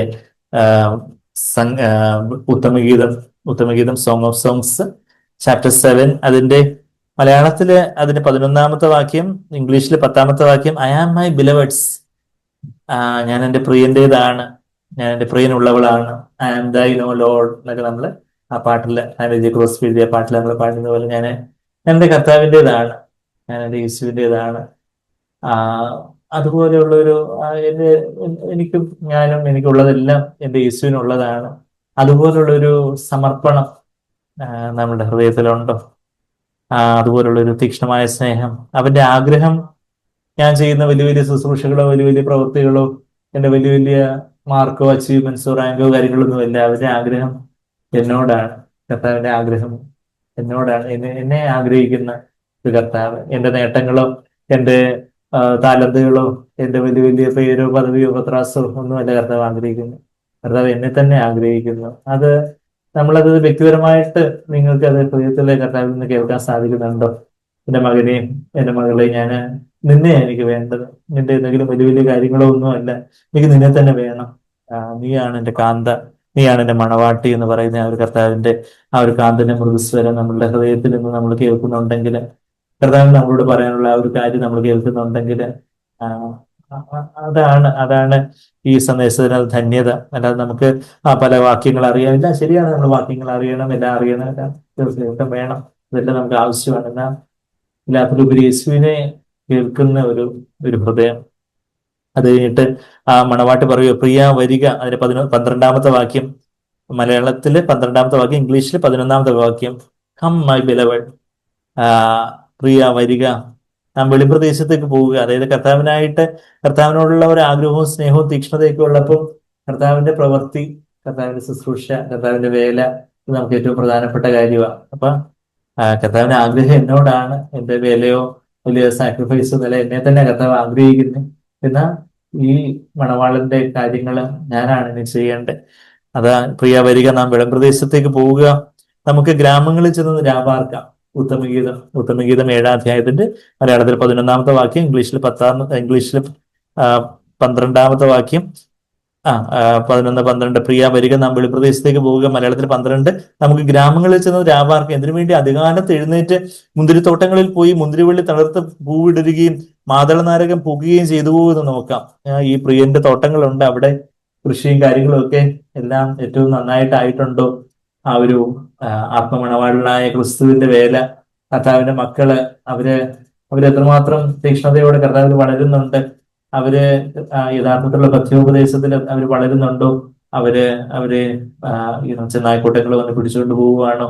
അവരുടെ ആത്മീയ അവസ്ഥ എന്താണ്, ബാക്കിയുള്ള ദൈവമക്കളെ കുറിച്ചുള്ള ഒരു ഭാരവും ദൈവത്തിന്റെ വേലയെ കുറിച്ച് നീ സുവിശേഷത്തിൽ എത്തിയിട്ടില്ലാത്ത ഇടങ്ങളിലേക്ക് കർത്താവിന്റെ വേലക്കാര് പോകുമ്പോഴും അങ്ങനെയൊക്കെയുള്ള ഒരു കർത്താവിന്റെ പ്രവൃത്തി, കർത്താവ് ഈ ലോകത്തില് ഇന്ന് യേശു ചെയ്യുന്ന ആ ഒരു പ്രവൃത്തിയെ കുറിച്ചൊരു ഭാരം, നമ്മുടെ ചർച്ചിന്റെ മിനിസ്ട്രി, നമ്മുടെ CFC മിനിസ്ട്രി, ആഗോള വ്യാപകമായിട്ടുള്ള നമ്മുടെ ചർച്ചിന്റെ മിനിസ്ട്രിയെ കുറിച്ചൊക്കെ ഉള്ള നമ്മുടെ ഒരു ഭാരം കർത്താവി, എവിടങ്ങളിലൊക്കെ കർത്താവി നമ്മുടെ സഹോദരങ്ങൾ പോയി എന്തെല്ലാം കാര്യങ്ങൾ ചെയ്യുന്നു, അവര് കർത്താവെ എങ്ങനെ ആയിരിക്കുന്നു, നമുക്ക് പ്രാർത്ഥനയിൽ അവരെ കുറിച്ച് അവരൊരു കരുതൽ, അവരെ താങ്ങുന്നു, ഇങ്ങനെ അവർ ആ മണവാളന്റെ വേലയിലുള്ള ഒരു ശുഷ്കാന്തി ഉത്സാഹവും അതാണ് നമ്മൾ വായിക്കുന്നത് അവിടെ. ഉത്തമഗീതം 7-ാം അധ്യായത്തിന്റെ 14-ാമത്തെ വാക്യം, 14-ാമത്തെ വാക്യം ഇംഗ്ലീഷിൽ, 13-ാമത്തെ വാക്യം ദൂദായിപ്പഴം മാൻഡ്രേക്സ് സുഗന്ധം വീശുന്നു, നമ്മുടെ വാതിൽക്കൽ സകലവിധ വിശിഷ്ട ഫലവും ഉണ്ട്. അതിന്റെ 13 ഞാൻ വായിച്ചു തീർന്നില്ലല്ലോ. മാതളനാരകം പൂക്കുകയും ചെയ്തു എന്ന് നോക്കാം. അതിന് ശേഷമുള്ള വാക്യം എനിക്ക് വളരെ ഇഷ്ടമുള്ള ഒരു വാക്യം. അവിടെ വെച്ച് ഞാൻ നിനക്ക് എന്റെ പ്രേമം തരും, there I will give you my love. അതായത് ഉത്തമഗീതം 7-ാം അധ്യായത്തിന്റെ 12-ാമത്തെ വാക്യം. എല്ലാവർക്കും ബൈബിൾ ഉള്ളവരെല്ലാം, വായിക്കാൻ അറിയാവുന്നവരൊക്കെ ബൈബിൾ എടുക്കാം. അക്ഷരാഭ്യാസം ഇല്ലാത്തവരാരെങ്കിലും ഉണ്ടെങ്കിൽ സാരമില്ല. ഉത്തമഗീതം 7-ാം അധ്യായത്തിന്റെ 12-ാമത്തെ വാക്യം, there I will give you my love. അവിടെ ഈ ഒരു ബിസി ഷെഡ്യൂളിന്റെ ഇടയിൽ പല കാര്യങ്ങളും കർത്താവിനായിട്ട് ചെയ്യുന്നു. ഇപ്പം ആത്മീയ ശുശ്രൂഷ തന്നെ ആവണമെന്നില്ല, പക്ഷെ നമ്മുടെ ഭൗതികമായിട്ടുള്ള പല ജോലികളും കാര്യങ്ങളും നമ്മള് ഓഫീസിൽ പോകുന്നു, ഫാക്ടറിയിൽ പോകുന്നു, അല്ലെങ്കിൽ നമ്മളെ ഹോസ്പിറ്റലിൽ പോകുന്നു, ക്ലിനിക്കിൽ പോകുന്നു, റൗണ്ട്സ് എടുക്കുന്നു, ബാക്കി കാര്യങ്ങൾ എടുക്കുന്നു. എന്നാൽ അതിലേക്ക് ആ തിരക്കിന്റെ നടുവിൽ അല്ലെങ്കിൽ നമ്മള് എൻട്രൻസിന് പഠിക്കുന്നു, ആ പോർഷൻ പഠിക്കുന്നു, ഈ പോർഷൻ പഠിക്കുന്നു, ഈ സബ്ജക്ട് മാറി ആ സബ്ജക്ട് പഠിക്കുന്നു, അതിന്റെ എല്ലാം നടുവിലും യേശുവിനോടുള്ള ഒരു സ്നേഹം, വേറെ ഐക്യവും എല്ലാവരും. അവിടെ നമ്മളെ അടുക്കളയിൽ നമ്മള് കഞ്ഞി വെക്കുന്നു, നമ്മള് പുളിശ്ശേരി വെക്കുന്നു, തീയല് വെക്കുന്നു, തോരൻ വെക്കുന്നു, അവിയൽ വെക്കുന്നു, അതിനിടയിലും നമ്മളെ ആ കറിക്കരിയുന്നതിന്റെ ഒക്കെ ഇടയിലും കർത്താവിനുള്ളൊരു സ്നേഹം, വേറെ ഐക്യവും എല്ലാവരും. ആ ഒരു നമ്മളെ ജോലി തിരക്കിന്റെ ഒക്കെ ഇടയിൽ ശരിയാണ്, നമുക്ക് ഒത്തിരി കാര്യങ്ങൾ നമ്മളെ വീട് വൃത്തിയാക്കുന്നു, ബാക്കി ഓരോ കാര്യങ്ങളൊക്കെ ചെയ്യുന്നു, അങ്ങനെയൊക്കെയുള്ള ഓരോ കാര്യങ്ങളൊക്കെ ചെയ്യുന്നതിന്റെ ഒക്കെ നടുവിലും അവിടെ വെച്ച് ഞാൻ നിനക്ക് എന്റെ സ്നേഹം തരും, പ്രേമം തരും. ദൂദായിപ്പഴം സുഗന്ധം വീശുന്നു, നമ്മുടെ വാതിൽക്കൽ സകലവിധ വിശിഷ്ട ഫലവും ഉണ്ട്, എന്റെ പ്രിയ ഞാൻ നിനക്കായി പഴയതും പുതിയതും സംഗ്രഹിച്ചിരിക്കുന്നു. നമ്മുടെ ജീവിതത്തിലെ പഴയതായിട്ടുള്ള ദൈവം തന്നിട്ടുള്ള വെളിപ്പാടുകളാവട്ടെ, പുതുതായിട്ടുള്ള ദൈവം തന്നിട്ടുള്ള വെളിപ്പാടുകളായിട്ടുള്ള അതെല്ലാം അവിടത്തേക്കായിട്ട് ഫലങ്ങളായിട്ട്, പഴയ ഫ്രൂട്ട്, കർത്താവ് നമ്മുടെ ജീവിതത്തിൽ ചെയ്തെടുത്ത പഴയതായിട്ടുള്ള പല പ്രവൃത്തികളും ഉണ്ട്, പുതുതായിട്ട് ദൈവം ഫ്രഷ് ആയിട്ട് ചെയ്തെടുക്കുന്ന ഫ്രൂട്ടുണ്ട്, അതെല്ലാം പ്രിയനായിട്ട് കരുതുന്ന ഒരു പ്രിയ.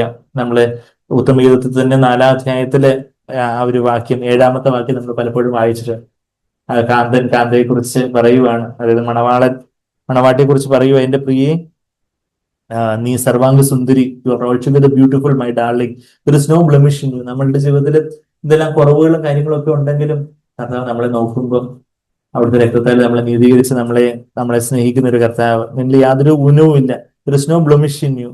അത് കഴിഞ്ഞിട്ട് എന്റെ 9-ാമത്തെ ഭാഗത്തിൽ, എന്റെ സഹോദരി, എന്റെ കാന്തി, നീ എന്റെ ഹൃദയത്തെ അപഹരിച്ചിരിക്കുന്നു, ഒരു നോട്ടം കൊണ്ട് കഴുത്തിലെ മാല കൊണ്ടും നീ എന്റെ ഹൃദയത്തെ അപഹരിച്ചിരിക്കുന്നു. You have made my heart beat faster my sister, my bride, you have made my heart beat faster with a single glance of your ice.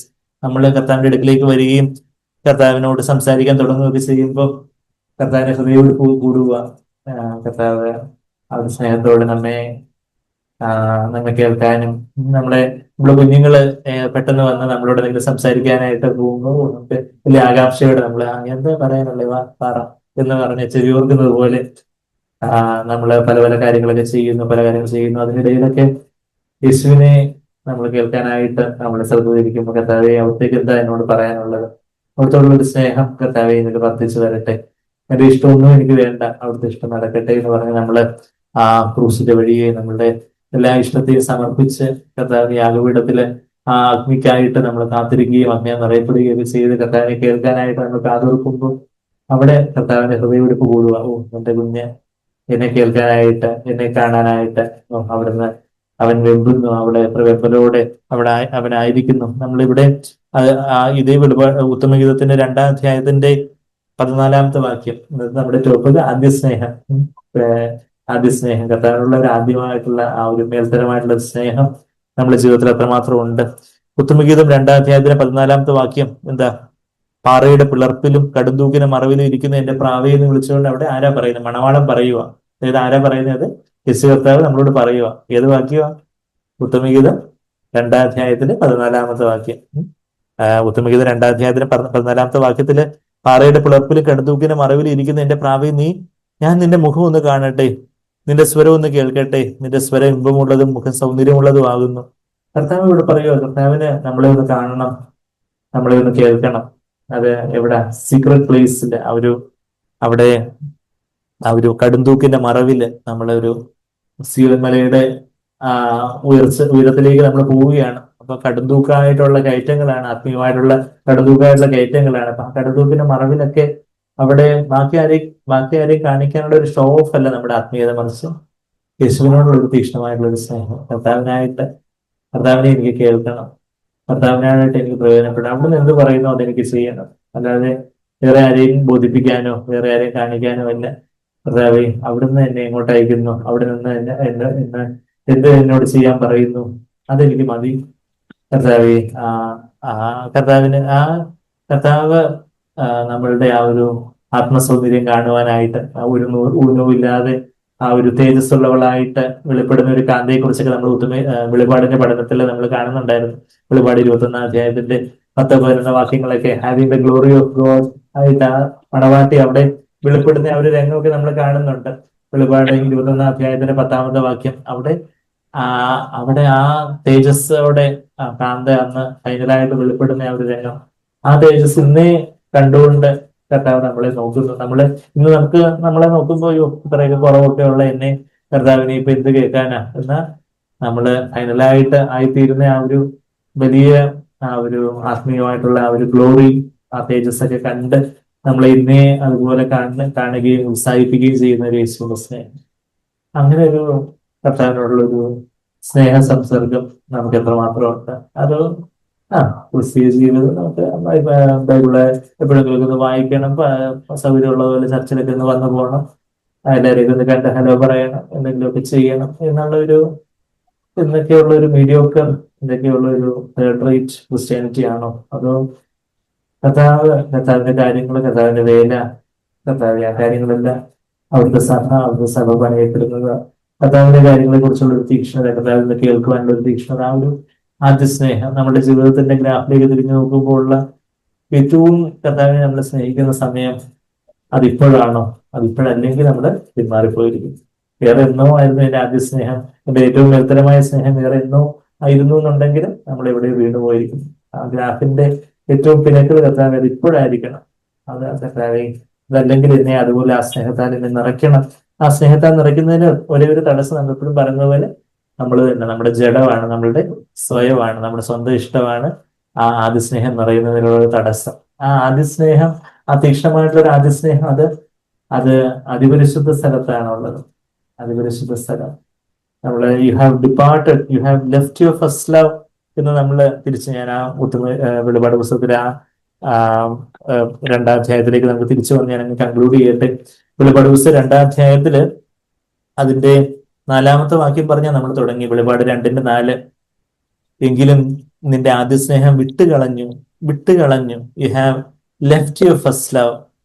ആ ലെഫ്റ്റ് എന്നുള്ളൊരു വാക്ക്, അതിന്റെ ഗ്രീക്ക് വാക്ക്, പരിശുദ്ധാത്മ ഉപയോഗിച്ചിരിക്കുന്ന ഒരു ഗ്രീക്ക് വാക്ക് എന്താന്ന് ചോദിച്ചാൽ എഫിഎമി എന്ന് പറഞ്ഞൊരു വാക്കാണ്. എഫിഎമി എന്നുള്ള വാക്കിന്റെ അക്ഷരികമായിട്ടുള്ള ഒരു മീനിങ് എന്ന് പറഞ്ഞാല് അഫിഎമി അപ്പോ ഹെമി എന്ന് പറഞ്ഞാല് to send away, give up, live, go away from one place in order to go to another place. Depart.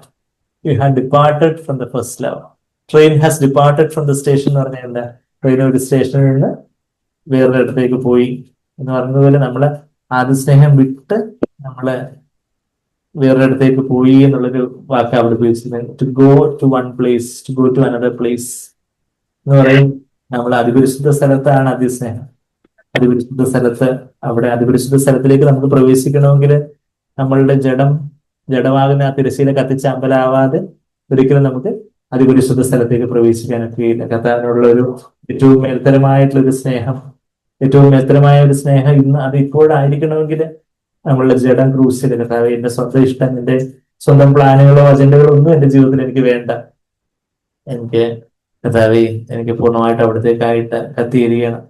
അതിനായിട്ട് ഞാൻ എന്നെ തന്നെ സമ്പൂർണ്ണമായിട്ടും ഞാൻ സമർപ്പിക്കുന്നു. അങ്ങനെ നമ്മുടെ ആ സ്വന്തം ഇഷ്ടം, ഓരോ മേഖലയിലുള്ള എന്റെ സ്വന്തം ഇഷ്ടമൊന്നും വേണ്ട എന്ന് പറഞ്ഞ് ഞാൻ സമ്പൂർണ്ണമായിട്ട് സമർപ്പിക്കുമ്പോഴാണ് ജഡമാകുന്ന തിരശ്ശീല ദൈവത്തിന്റെ വചനമാകുന്ന വാളിന്റെ ജ്വാലയാല് അത് ചീന്തപ്പെടുകയും പരിശുദ്ധാത്മാവിന്റെ ആത്മാവിലേക്ക് വന്ന് ആ അതിസ്നേഹം നിറച്ച് ഞാൻ പരിശുദ്ധാത്മാവ് ദൈവത്തിന്റെ അതിസ്നേഹം, ആ പരിശുദ്ധാത്മാവിന്റെ അതിസ്നേഹം എന്റെ ഹൃദയത്തിൽ നിറയ്ക്കുമ്പോൾ ഞാൻ സ്വർഗസിംഹാസനത്തിൽ അതിപരിശുദ്ധ സ്ഥലത്ത് എത്തുന്ന തുല്യമാണ്.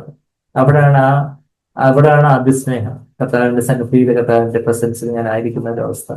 അവിടെയാണ് അതിസ്നേഹം. എന്നാൽ പലപ്പോഴും പിന്നെയും എന്റെ ഇഷ്ടങ്ങള് എന്റെ ജീവിതത്തിൽ പിന്നെയും പൊങ്ങി വന്നുകൊണ്ടിരിക്കുക. ഓരോ സാഹചര്യങ്ങളിലും ഓരോ പ്രലോഭനങ്ങളിലും ഒക്കെ എന്റേതായിട്ടുള്ള രീതിയിൽ ചിന്തിക്കാനും കാര്യങ്ങളെ നോക്കിക്കാണാനും സംസാരിക്കാനും പറയാനും ഒക്കെയുള്ള ആ ഒരു പ്രലോഭനം.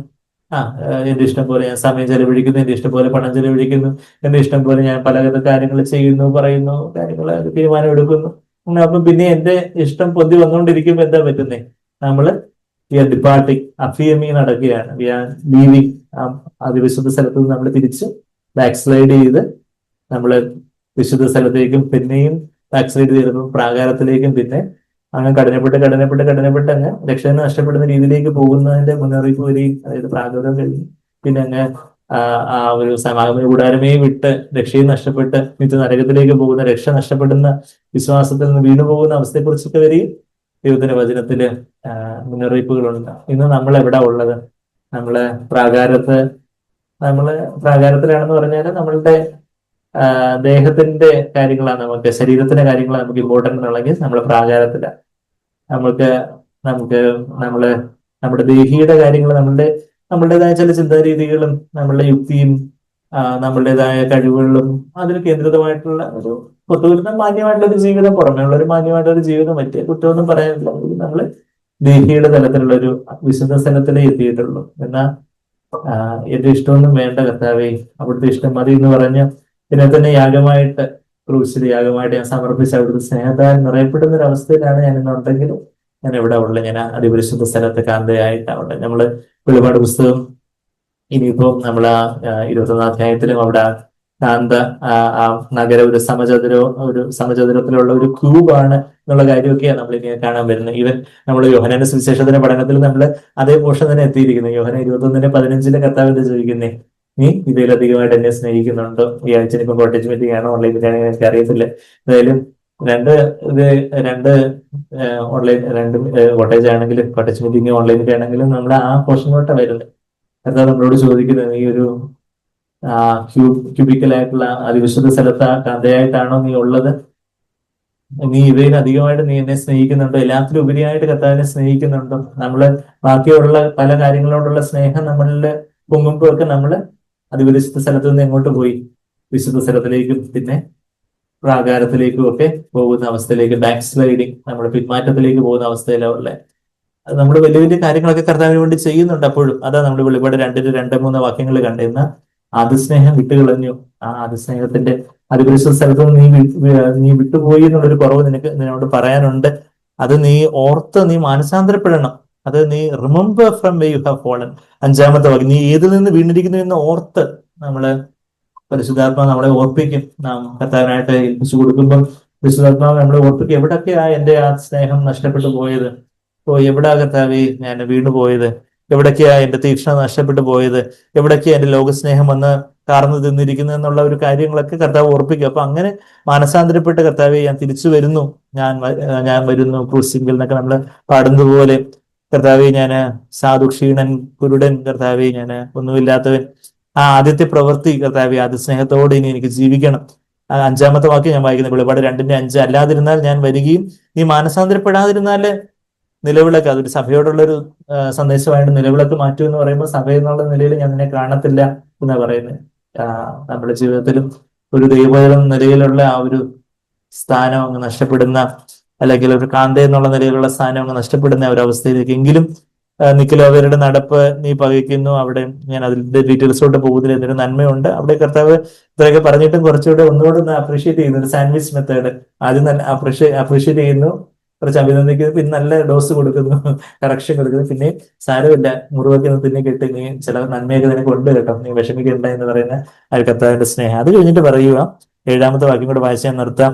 വെളിപാട് 2-ാം അധ്യായത്തിന്റെ 7-ാമത്തെ വാക്യം, ഞാനും അത് ഞാനും ഭാവിക്കുന്നു. ഈ നിഖിലവരുടെ നടപ്പെന്ന് പറഞ്ഞാൽ മറ്റുള്ളവരെ ഡോമിനേറ്റ് ചെയ്യുന്ന കാര്യങ്ങളൊക്കെയാ. അതും ഞാനും പകയ്ക്കുന്നു. ആത്മാവ് സഭകളോട് പരിശുദ്ധാത്മാവ് ഇന്ന് നമ്മോട് പറയുന്നത് എന്തെന്ന് ചെവിയുള്ളവൻ കേൾക്കട്ടെ. ജയിക്കുന്നവൻ എന്താ ജയിക്കണ്ടേ? ജഡവും ലോകവും പിശാചും നമ്മൾ ജയിക്കട്ടെ. നമ്മൾ എപ്പോഴും കേൾക്കാറുണ്ട്, പാപമാണ് ജയിക്കണ്ടേ. ആ പാപം എന്ന് പറയുമ്പോൾ അത് കുറച്ചുകൂടെ ഡിവൈഡ് ചെയ്ത് പറയുമ്പോൾ ജഡം, നമ്മുടെ സ്വന്തം ഇഷ്ടം, പിന്നെ ലോകവ്യവസ്ഥ, കൺമോഹൻ, ജഡമോഹൻ, ജീവനത്തിന്റെ പ്രതാപം, യോഹന്നാൻ 2:16.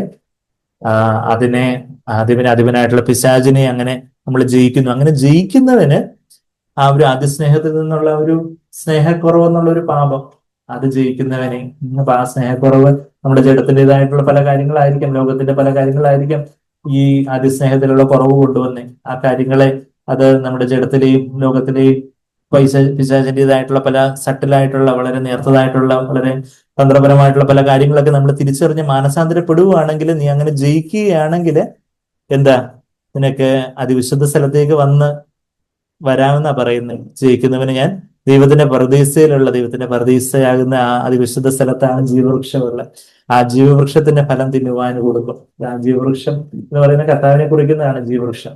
കർത്താവിന്റെ ആ ഒരു ഡിവൈൻ നേച്ചർ, കർത്താവിന്റെ ദിവ്യസ്വഭാവം, കർത്താവിന്റെ ദിവ്യസ്വഭാവത്തിലുള്ള പങ്കാളിത്തം, കർത്താവിനുള്ള അദമ്യമായിട്ടുള്ള ഒരു കൂട്ടായ്മയെ കുറിക്കുന്ന ഒരു കാര്യം ആ ജീവവൃക്ഷം.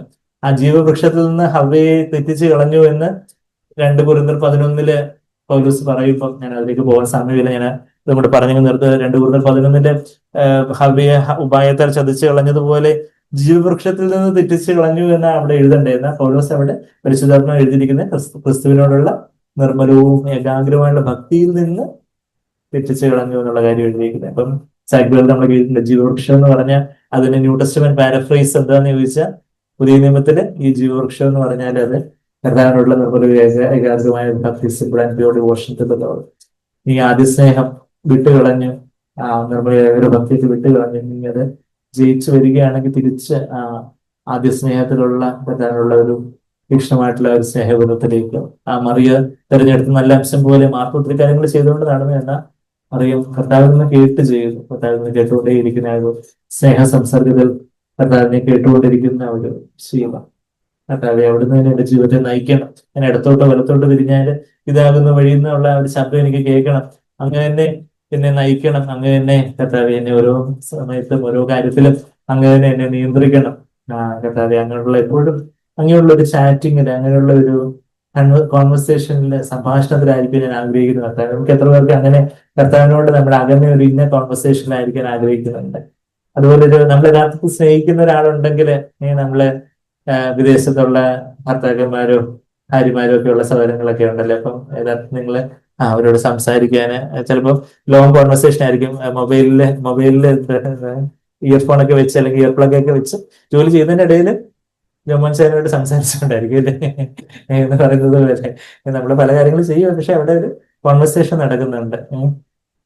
അതാണ് ആ ഒരു ആദ്യ സ്നേഹം എന്ന് പറഞ്ഞാല്. നമ്മൾ പല കാര്യങ്ങൾ ചെയ്യുന്നു, പഠിക്കുന്നു, ജോലി ചെയ്യുന്നു, അവിടെ എല്ലാം അതിനിടയിൽ കർത്താവേ, ഞാനിപ്പോ ഫിസിയോളജി പഠിക്കുവാണ്, ഞാനിപ്പോ ഗൈനക്കോളജി, അനാറ്റമിയും ഒബ്സ്റ്ററ്റിക്സും ഇങ്ങനെ സൈക്യാട്രി, ഓർത്തോപെഡിക്സ് ഒക്കെ പഠിക്കുവാണ് നമ്മൾ അനീറ്റേക്ക് വരെ. പക്ഷെ അതിനിടയിൽ കർത്താവിനോടുള്ളൊരു ചാറ്റിങ്, കർത്താവെ എന്നെ സഹായിക്കണം, ഇതെന്തുകൊണ്ട് മനസ്സിലാവുന്നില്ല, ഈ MCQ എന്താ ഇവിടെ, ഏതാണ് റൂൾ ഔട്ട് ചെയ്യണ്ടേ, കർത്താവെ എന്നെ സഹായിക്കണമേ. ആ പഠിക്കുന്നതിനിടയിൽ കർത്താവിനോടുള്ള ഒരു ചാറ്റിങ്. നമ്മളെ ജോലി ചെയ്യുന്നതിനിടയിൽ കർത്താവെ, ഉപ്പ് കൂടിപ്പോയോ, ഉപ്പിട്ടോന്ന് മറന്നുപോയി, എന്നെ ഒന്ന് സഹായിക്കണേ, എവിടെ കത്തി എവിടെ മറന്നു വെച്ചെന്ന് മറന്നുപോയി.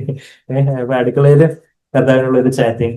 നമ്മള് പാടത്തും പറമ്പത്തും നമ്മള് ഇങ്ങനെ പഠിപ്പിക്കുന്നു, അല്ലെങ്കിൽ രോഗികളെ ശുശ്രൂഷിക്കുന്നു, അല്ലെങ്കിൽ വേറെ പല ജോലികളിലൊക്കെ നമ്മൾ ഏർപ്പെടുന്നു. ആ സമയത്തൊക്കെ കർത്താവിനോടുള്ള ഒരു നമ്മളൊരു ഇയർ പ്ലഗ് കോൺവെർസേഷൻ ആയിട്ടൊന്ന് കരുതുവാണെങ്കിൽ കർത്താവിനുള്ള ഒരു കണക്ഷനിൽ എപ്പോഴും ആയിരിക്കുന്നു.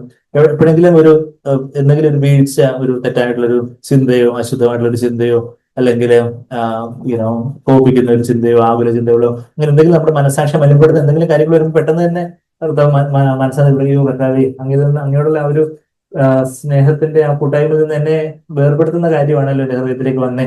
മറ്റുള്ളവരെ വിധിക്കുന്ന ഒരു മനോഭാവം, അല്ലെങ്കിൽ എന്നെ തന്നെ ഉയർത്തുന്ന ഒരു മനോഭാവം, കർത്താവെ, അത് ഞാൻ മാനസാന്തരപ്പെടുന്നു. അങ്ങനെ വീണ്ടും കർത്താവിന്റെ രക്തത്താൽ കഴുകപ്പെട്ട് വീണ്ടും ചിലപ്പോൾ ഈ കണക്ഷൻ പോയി, അയ്യോ കേൾക്കുന്നില്ല എന്ന്, കണക്ഷൻ പോയി, സിഗ്നൽ ഇല്ല. അപ്പൊ ഇടയ്ക്ക് കണക്ഷൻ പോകുമ്പോഴത്തേക്ക് പെട്ടെന്ന് തന്നെ മാനസാന്തരപ്പെട്ട് ഒന്നുകൂടെ റിഫ്രഷ് ചെയ്ത് ഒന്നുകൂടെ കോള് കട്ട് ചെയ്ത് ഒന്നുകൂടെ വിളിക്കണമെന്നൊക്കെ പറഞ്ഞതുപോലെ നമ്മൾ വീണ്ടും കർത്താവ് ഹൃദയത്തിലെ ചില വീഴ്ചകൾ വന്നു. കർത്താവിന്റെ ഇത് സംസാരത്തില് കുറച്ച് വീഴ്ചകൾ വന്നു. ഞാൻ ചെയ്ത കാര്യം അത്ര കർത്താവെ അവിടത്തേക്ക് എന്നവണ്ണം ചെയ്യാതെ ഞാൻ എന്നെ തന്നെ എന്റെ ഇഷ്ടപ്രകാരം കാര്യങ്ങളങ്ങ് ചെയ്തു പോയി, സോറി കർത്താവെ എന്ന് പറഞ്ഞ് വീണ്ടും ആ ഒരു കോൺവെർസേഷൻ പുനഃസ്ഥാപിച്ചുകൊണ്ട് അങ്ങനെ ഒരു കണ്ടിന്യൂഡ് ആയിട്ടുള്ള ഒരു കോൺവെർസേഷൻ വിത്ത് ജീസസ്, കർത്താവായിട്ടുള്ള ഒരു സ്നേഹ സംഭാഷണം, നമ്മളുടെ കർത്താവായിട്ടുള്ള ജീവിതം യേശുവായിട്ടുള്ള ഒരു ദീർഘമായ സ്നേഹ സംഭാഷണമാണോ, അതോടൊരു ഡ്രൈ റിച്വൽ എന്തൊക്കെയോ ഞായറാഴ്ചയായി അവിടെ പോവാൻ പോയില്ലെങ്കിൽ പ്രകൃതിനെ വിളിച്ച് ചോദിക്കും എന്തോ പറ്റി, എന്തൊക്കെ പറയണം, അപ്പൊ അതുകൊണ്ടൊക്കെ പോയേക്കാം, അതുകൊണ്ടൊക്കെ വന്നേക്കാം, അല്ലെങ്കിൽ കുറച്ച് പാട്ടൊക്കെ പാടാൻ, കുടുംബ പ്രാർത്ഥന, അത് ഇത് കാര്യങ്ങളൊക്കെ നടക്കുന്നു. കോൺഫറൻസ് ആയി, കോൺഫറൻസിന് പോകണമല്ലോ, പോയില്ലേ ആൾക്കാരെല്ലാം ചോദിക്കത്തില്ലേ, അപ്പൊ അതുകൊണ്ടൊക്കെ പേര് കൊടുത്തേക്കാം. അങ്ങനെയൊക്കെയുള്ള ഒരു ഡ്രൈ ആയിട്ടുള്ള ഒരു ഉഷരമായ വരണ്ട ഒരു അവസ്ഥയിലാണ് നമ്മുടെ ക്രിസ്ത്യ ജീവിതം. അതൊരു കർത്താവിനോടുള്ള ഒരു കോൺവെർസേഷൻ എപ്പോഴും യേശുവിനോട് സംസാരിക്കാൻ there I give you my love, അവിടെ ഞാൻ നിനക്ക് എന്റെ പ്രേമം തരും, നമ്മൾ ഉത്തമഗീതം 7-12 വാക്യത്തിൽ നമ്മൾ വായിച്ചതുപോലെ നമ്മളുടെ എല്ലാ ജോലിതിരക്കിന്റെ ഇടയിലൊക്കെ കർത്താവിനുള്ള ഒരു ആദ്യസ്നേഹം, കർത്താവിനോട് നമ്മൾ സംസാരിക്കുന്നു, കർത്താവിനെ കേൾക്കുന്നു. ഇത് ഞാൻ സംസാരിക്കും, ഞാൻ ഈ വചനം ഷെയർ ചെയ്യുമ്പോഴും ആത്മാവിൽ എനിക്ക് കർത്താവിനോട് സംസാരിക്കാനും കേൾക്കാനും പറ്റും. ആ ഒരു കണക്ഷനാണ്. അങ്ങനെ ഉണ്ടെങ്കിൽ എനിക്കിങ്ങനെ പറയാനും പറ്റത്തുള്ളൂ. അതുപോലെ നമ്മൾ എന്ത് ചെയ്യുമ്പോഴും അത് ദൈവം നമുക്ക് അങ്ങനെ ഒരു നമ്മുടെ ആത്മാവില് ദൈവത്തോടുള്ള ഒരു കണക്ഷനോട് കൂടി തന്നെ നമുക്ക് ഒത്തിരി കാര്യങ്ങൾ ചെയ്യാൻ പറ്റും. നമ്മൾ പല കാര്യങ്ങൾ ചെയ്യുന്നതിന്റെ കൂട്ടത്തില് ആത്മാവില് മറിയെ പോലെ കർത്താവിനുള്ള ഒരു കണക്ഷൻ ആയിരിക്കും. അങ്ങനെ ആയിരിക്കും. അങ്ങനെ ഒരു ആദ്യസ്നേഹം, ആ ഒരു തീക്ഷ്ണമായിട്ട് ഒരു ആദ്യസ്നേഹം നമ്മളെ ജയിച്ചു വരികയാണെങ്കിൽ ജീവവൃക്ഷത്തിന്റെ ഫലം ആ ഒരു ക്രിസ്തുവിനോട് നിർഭയ ഏകാഗ്രമായിട്ടുള്ള ഒരു ഭക്തിയിലേക്ക് നമുക്ക് വരാം. ആ ഒരു അതിപരിശുദ്ധ സ്ഥലത്തിലേക്ക് വരാം. അതിനായിട്ട് ജഡമാകുന്ന തിരശ്ശീലയിടാനായിട്ട് നമുക്ക് ഏൽപ്പിച്ചു കൊടുക്കാം. കർത്താവിന്റെ ആത്മാവ്, പരിശുദ്ധാത്മ നമ്മളിൽ നിറയ്ക്കട്ടെ. അമ്മ മണാള നിൻ സ്നേഹത്താലെ നിറയുന്നേ എന്നുള്ളതും നമുക്ക് പാടാം. കർത്താവ് നമ്മളെ സഹായിക്കട്ടെ. മലയാളം ബൈബിളിലെ പരിഭാഷയിൽ പറ്റിയ ഒരു ചെറിയ ന്യൂനത ഇപ്പൊ സിസ്റ്റർ വായിച്ച വാക്യം, അത് യൗവനത്തിൽ ഇപ്പൊ സിസ്റ്റർ വായിച്ച ആ വാക്യത്തിൽ തന്നെ അത് കുറച്ചുകൂടെ കൃത്യമായിട്ട് തോന്നി. അതിന്റെ ഇംഗ്ലീഷും കൂടെ ചേർത്ത് വായിക്കുമ്പോൾ ഹോസിയ 2:15 വാക്യത്തില് അവിടെ നിന്ന് ഞാൻ അവൾക്ക് മുന്തിരിത്തോട്ടങ്ങളും പ്രത്യാശയുടെ വാതിലായി ആഖോർ താഴ്വരയും കൊടുക്കും. അവൾ അവളുടെ യൗവനകാലത്തിൽ എന്ന പോലെയും അവൾ മിസ്രൈം ദേശത്ത് നിന്ന് പുറപ്പെട്ടു വന്ന നാളിൽ എന്ന പോലെയും വിധേയയാകും. ആ വിധേയയാകും എന്നുള്ളത് ഇംഗ്ലീഷിൽ എഴുതിയിരിക്കുന്നത് she will Singh as in the days of her youth. അപ്പൊ ഞാൻ എന്താ വിധേയയാകുകയും പാടുകയും തമ്മിൽ രണ്ടും ഡിഫറെന്റ് ആയിട്ടുള്ള വാക്കുകളാണ്. അപ്പൊ ഇബ്രാഹിം ഭാഷയില് നമ്മുടെ അന്നയെ ഓർത്താൽ മതി, അന എന്ന് പറഞ്ഞിട്ട് വാക്ക്, അന എന്നുള്ള വാക്കിന് to answer, speak, sing, utter tunefully. അപ്പൊ ആ ഒരു രണ്ട് ഷെയ്ഡ്സ് ഓഫ് മീനിങ്ങും ഉണ്ട്. അപ്പോ എനിക്ക് തോന്നുന്നു മലയാളത്തിൽ വിധേയയാകും എന്നുള്ളത് തീർച്ചയായിട്ടും ശരിയായിട്ടുള്ള ട്രാൻസ്ലേഷൻ തന്നെ. എന്നാ യൗവനകാലത്തിൽ എന്ന പോലെ പാടും എന്ന് പറയുമ്പോ അവിടെ ആ ഒരു മണവാളൻ മണവാട്ടി എന്നുള്ള ഒരു നീ എന്നെ ഇനി യജമാനൻ എന്ന് വിളിക്കത്തില്ല ഭർത്താവി എന്ന് വിളിക്കുമെന്ന് അതിന്റെ തൊട്ടടുത്ത വാക്യത്തിൽ പറയുന്നത്. അപ്പൊ ആ ഒരു യൗവനകാലത്തില് ഒക്കെ നമ്മളെ കർത്താവിന് വേണ്ടി പാടുന്ന നമുക്ക് ചില സൗരങ്ങളെ നമ്മള് ഇങ്ങനെ സ്ത്രീയില് ഫേത്തിലേക്ക് ഉറപ്പിച്ച ഒരു ബീന മേഡം പറഞ്ഞിട്ടുണ്ട്. ബീന മേഡത്തിന് പാടാൻ അറിയത്തില്ല. മേഡം പറയും എനിക്ക് പാടാനൊന്നും അറിയത്തില്ല എങ്കിലും ഞാൻ പാടും എന്ന് പറയുന്നത് പോലെ ചിലർക്ക് ആ ഒരു പാടാനുള്ള വലിയ നൈസർഗികമായുള്ള കഴിവുകളും കാര്യമൊന്നും കാണത്തില്ല, എങ്കിലും ഞാൻ പാടും കർത്താവിനായിട്ട്. യൗവനകാലത്തിൽ എന്ന പോലെ ഞാൻ പാടും. ഇനി കർത്താവിനെ ശരിയാണ്, കർത്താവ് നമ്മുടെ യജമാനനാണ്. എന്നാ ആ ഒരു യജമാനൻ ദാസൻ എന്നുള്ള അതിനേക്കാളുപരി ഭർത്താവേ ഇനി നമ്മളവിടെ ആ ബാക്കി നമ്മൾ ശ്രദ്ധിച്ച് ഹോസിയ 2:14-15 അത് കഴിഞ്ഞിട്ട് 16 വാക്യത്തിൽ അന്നാളിൽ നീ എന്നെ ബാലി അല്ലെങ്കിൽ ഉടയവനെ അല്ലെങ്കിൽ യജമാനനെ എന്നല്ല ഈസി ഭർത്താവേ എന്ന് വിളിക്കും എന്ന് യഹോവയുടെ അരുളപ്പാട്. കർത്താവ് ദൈവം നമ്മളെ പല മരുഭൂമിയുടെ അനുഭവങ്ങളിലോട്ടൊക്കെ കടത്തിവിടുന്ന നമ്മളോട് ഹൃദ്യമായിട്ട് സംസാരിച്ച് വീണ്ടും നമുക്ക് മുന്തിരിത്തോട്ടങ്ങളെ തരുവാനും ആ പ്രയാസത്തിന്റെ താഴ്വര, ആഘോർ താഴ്വരയെ ഒരു പ്രത്യാശയുടെ താഴ്വരയാക്കി അവിടെ നമ്മൾ യൗവനകാലത്തിൽ എന്ന പോലെ പാടും. മിസ്രൈം ദേശത്ത് നിന്ന് പുറപ്പെട്ടു വന്ന നാളിൽ എന്ന പോലെ എന്ന് പറയുമ്പോൾ ഒരു ആദ്യ സ്നേഹം, ആദ്യമായിട്ട് നാം ആ ഒരു പാപത്തിന്റെ അധീനതയിൽ നിന്നെല്ലാം വിടുവിച്ച് കർത്താവ് എല്ലാം ക്ഷമിച്ച് എന്നെ കർത്താവിൻ്റെതാക്കി തീർത്തു എന്ന് നാം ആദ്യമായിട്ട് അറിയുമ്പോൾ ഉള്ള ആ ഒരു ആദ്യ സ്നേഹം, ആ യൗവനകാലത്തിൽ എന്ന പോലെ മിസ്രൈം ദേശത്ത് നിന്ന് വന്നപ്പോ എത്ര തപ്പോടും കിന്നരത്തോടും ഒക്കെ പാടി, അതുപോലെ അവൾ ഇനിയും പാടും എന്ന് പറയുന്നൊരു പാട്ട്. അപ്പൊ ഇപ്പൊ നമ്മൾ ഈ ഒരു പാട്ട് അതിശയമേ യേശുവിൻ സ്നേഹം നമ്മൾ പാടാൻ പോകുമ്പോൾ അത് നമ്മളൊരു പാടിപ്പഴകിയ ഒരു പാട്ടായിട്ടല്ല, അത് കർത്താവിന്റെ സ്നേഹത്തിന്റെ ആഴം ഉയരമൊക്കെ പരിശുദ്ധാത്മ നമുക്ക് അധികമായിട്ട് അത് വെളിപ്പെടുത്തി തരും.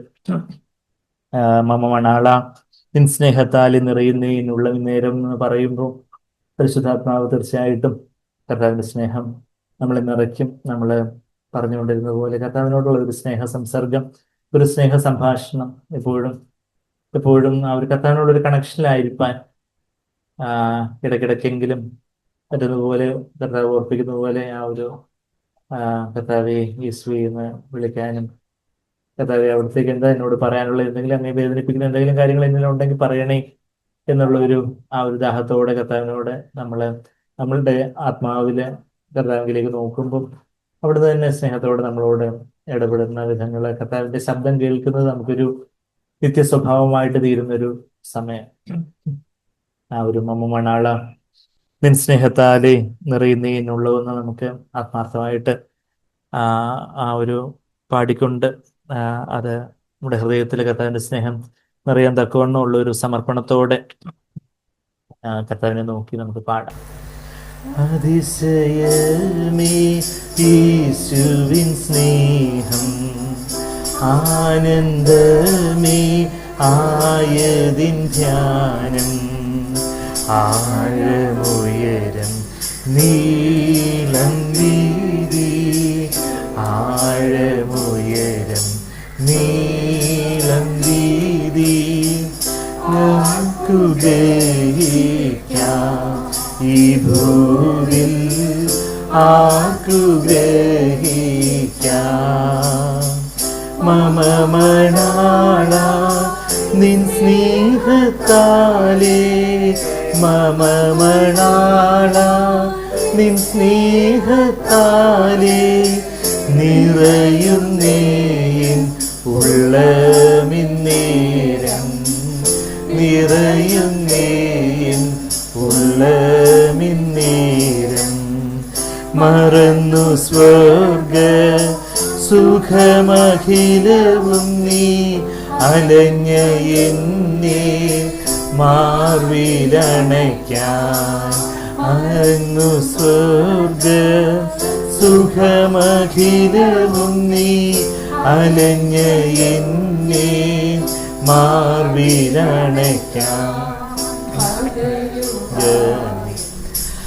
ആത്മശക്തി പകരുക നിൻ, ആത്മശക്തി എന്നും വർണ്ണിക്കാം, നിൻ പ്രേമം എന്നും വർണ്ണിക്കാം. മമ മണാള നിൻ സ്നേഹത്താലേ, മമ മണാള നിൻ സ്നേഹത്താലേ നിറയുന്നേ ഉള്ളമിന്നേരം, നിറയുന്നേ ഉള്ളമിന്നേരം. മറന്നാലും രമ്മതിൻ കുഞ്ഞിനെ മറക്കയില്ലൊരു നാളും നീ എന്നെ, മറന്നാലും അമ്മതിൻ കുഞ്ഞിനെ മറക്കയില്ലൊരു നാളും നീ എന്നെ.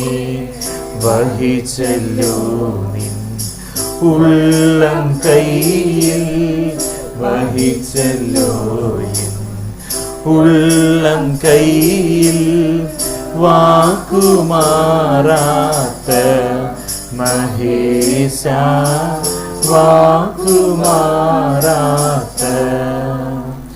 മമ മണാള നിൻ സ്നേഹത്താലേ,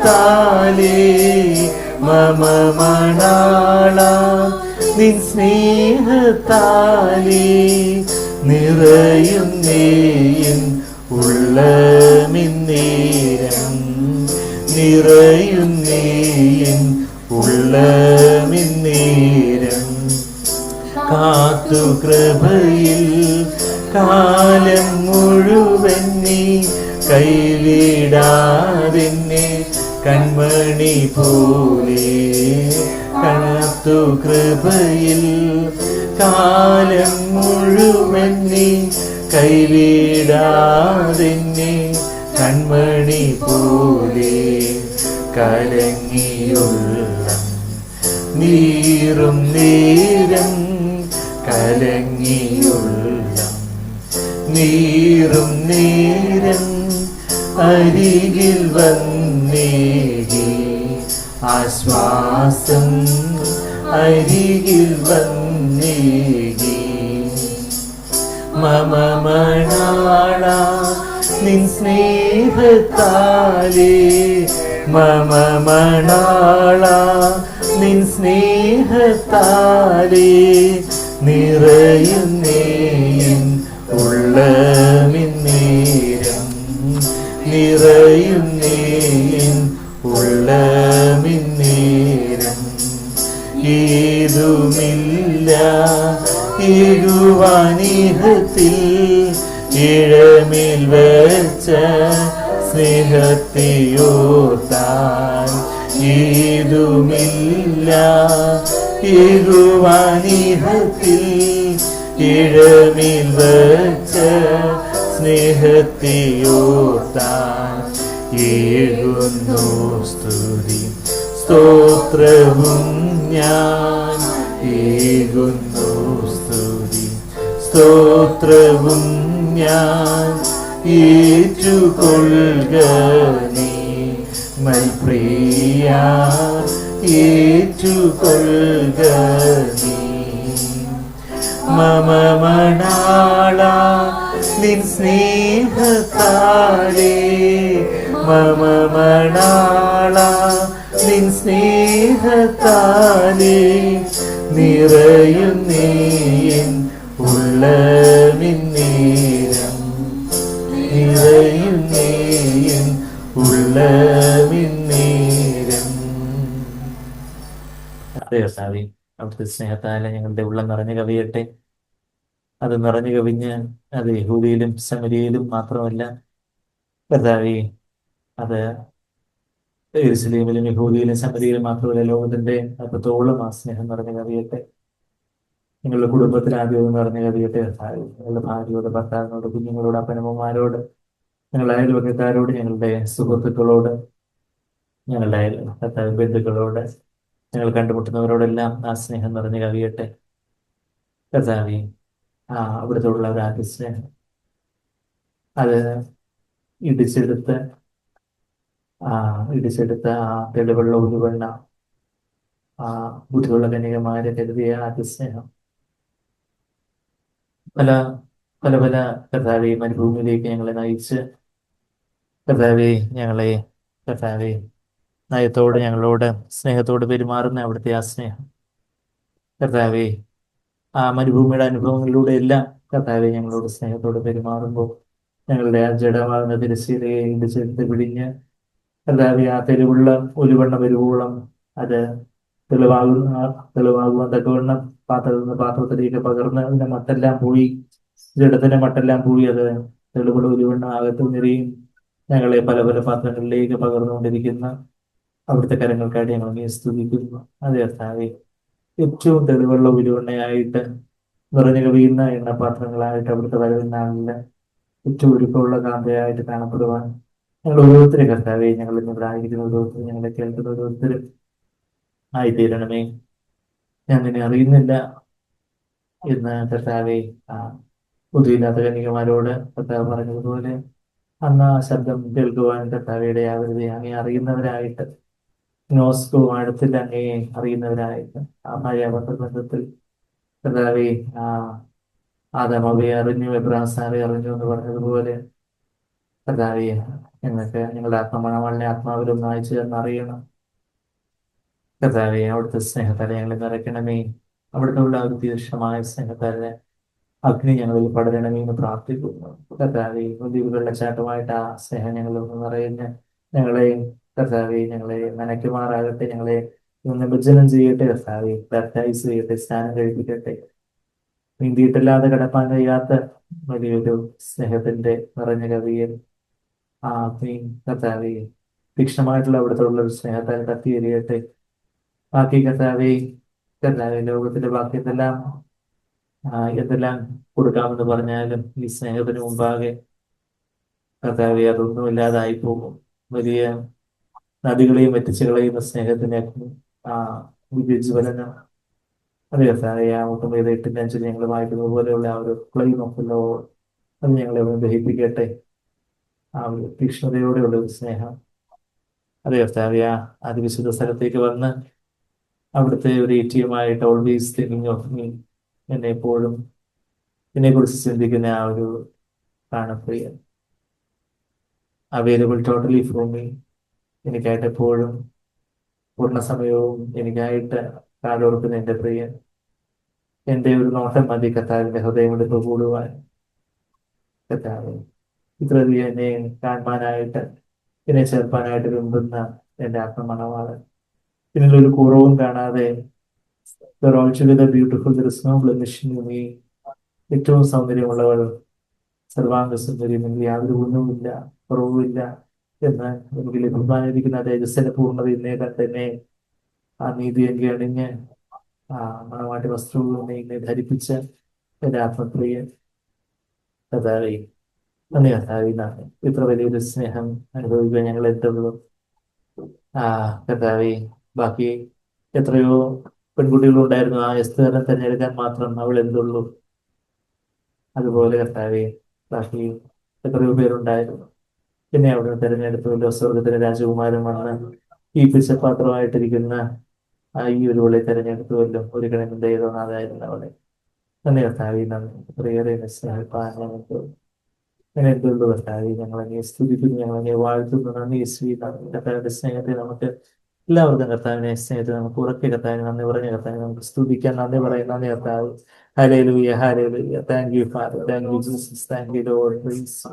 പ്രൈസ് യു ലോർഡ്. നമ്മുടെ സ്നേഹത്തിനായിട്ട് നന്ദി, ആ സ്വർഗത്തിന്റെ സ്നേഹത്തിനായിട്ട് നന്ദി കർത്താവേ. ഞങ്ങളെ ഹൃദയം കരുതലോടെ കരുതുന്ന അവിടുത്തെ സ്നേഹത്തിനായിട്ട് നന്ദി കർത്താവേ. ഞങ്ങളുടെ നോട്ടം ഹൃദയമെടുത്ത് കൂട്ടുന്ന അവിടുത്തെ സ്നേഹത്തിനായിട്ട് നന്ദി. നന്ദി യേശുവേ, നന്ദി. ഹല്ലേലൂയ. പൂർണ്ണ ഹൃദയത്തോടെ, പൂർണ്ണ പ്രാണനോടെ, പൂർണ്ണ മനസ്സോടെ, പൂർണ്ണ ശക്തിയോടെ അങ്ങേ സ്നേഹിപ്പാൻ, അനുസരിപ്പാൻ ഞങ്ങളെ സഹായിക്കണമേ എന്ന് പ്രാർത്ഥിക്കുന്നു. നന്ദി കർത്താവേ, നന്ദി. Hallelujah. Thank you Father, thank you Jesus, thank you Lord, thank you Father, thank you Lord. നന്ദി യേശുവേ, നന്ദി. അവിടുത്തെ സ്നേഹത്തിനായിട്ട് നന്ദി കർത്താവേ, നന്ദി. അവിടുത്തെ സ്നേഹത്താൽ ഞങ്ങൾ എപ്പോഴും നിറച്ചുകൊണ്ടേയിരിക്കണമേ കർത്താവേ. അത് നിറഞ്ഞു കവിഞ്ഞുകൊണ്ടേയിരിക്കട്ടെ. അത് ഞങ്ങളുടെ പ്രായോഗിക ജീവിതത്തിന് വിവിധ തലങ്ങളിൽ ആ സ്നേഹം നിറഞ്ഞു കവിയട്ടെ. അത് അനുസരണമായിട്ട് നിറഞ്ഞു കവിയട്ടെ കർത്താവേ. കർത്താവേ, സഹായിക്കണമേ. മറ്റുള്ളവരെയും അങ്ങ് ഞങ്ങളെ സ്നേഹിച്ചതുപോലെ മറ്റുള്ളവരെയും സ്നേഹിപ്പാൻ ആ സ്നേഹം നിറഞ്ഞു കവിയട്ടെ. അങ്ങേ പൂർണ്ണതയോടെ അനുസരിപ്പാൻ കർത്താവേ ആ സ്നേഹം നിറഞ്ഞു കവിയട്ടെ. നന്ദി കർത്താവേ, നന്ദി. പ്രാർത്ഥന കേൾക്കുന്നതിനെ സ്തുതിക്കുന്ന എല്ലാം യേശുവിന്റെ വിലയേറിയ മധുരമുള്ള നാമത്തിൽ തന്നെ. ആമേൻ.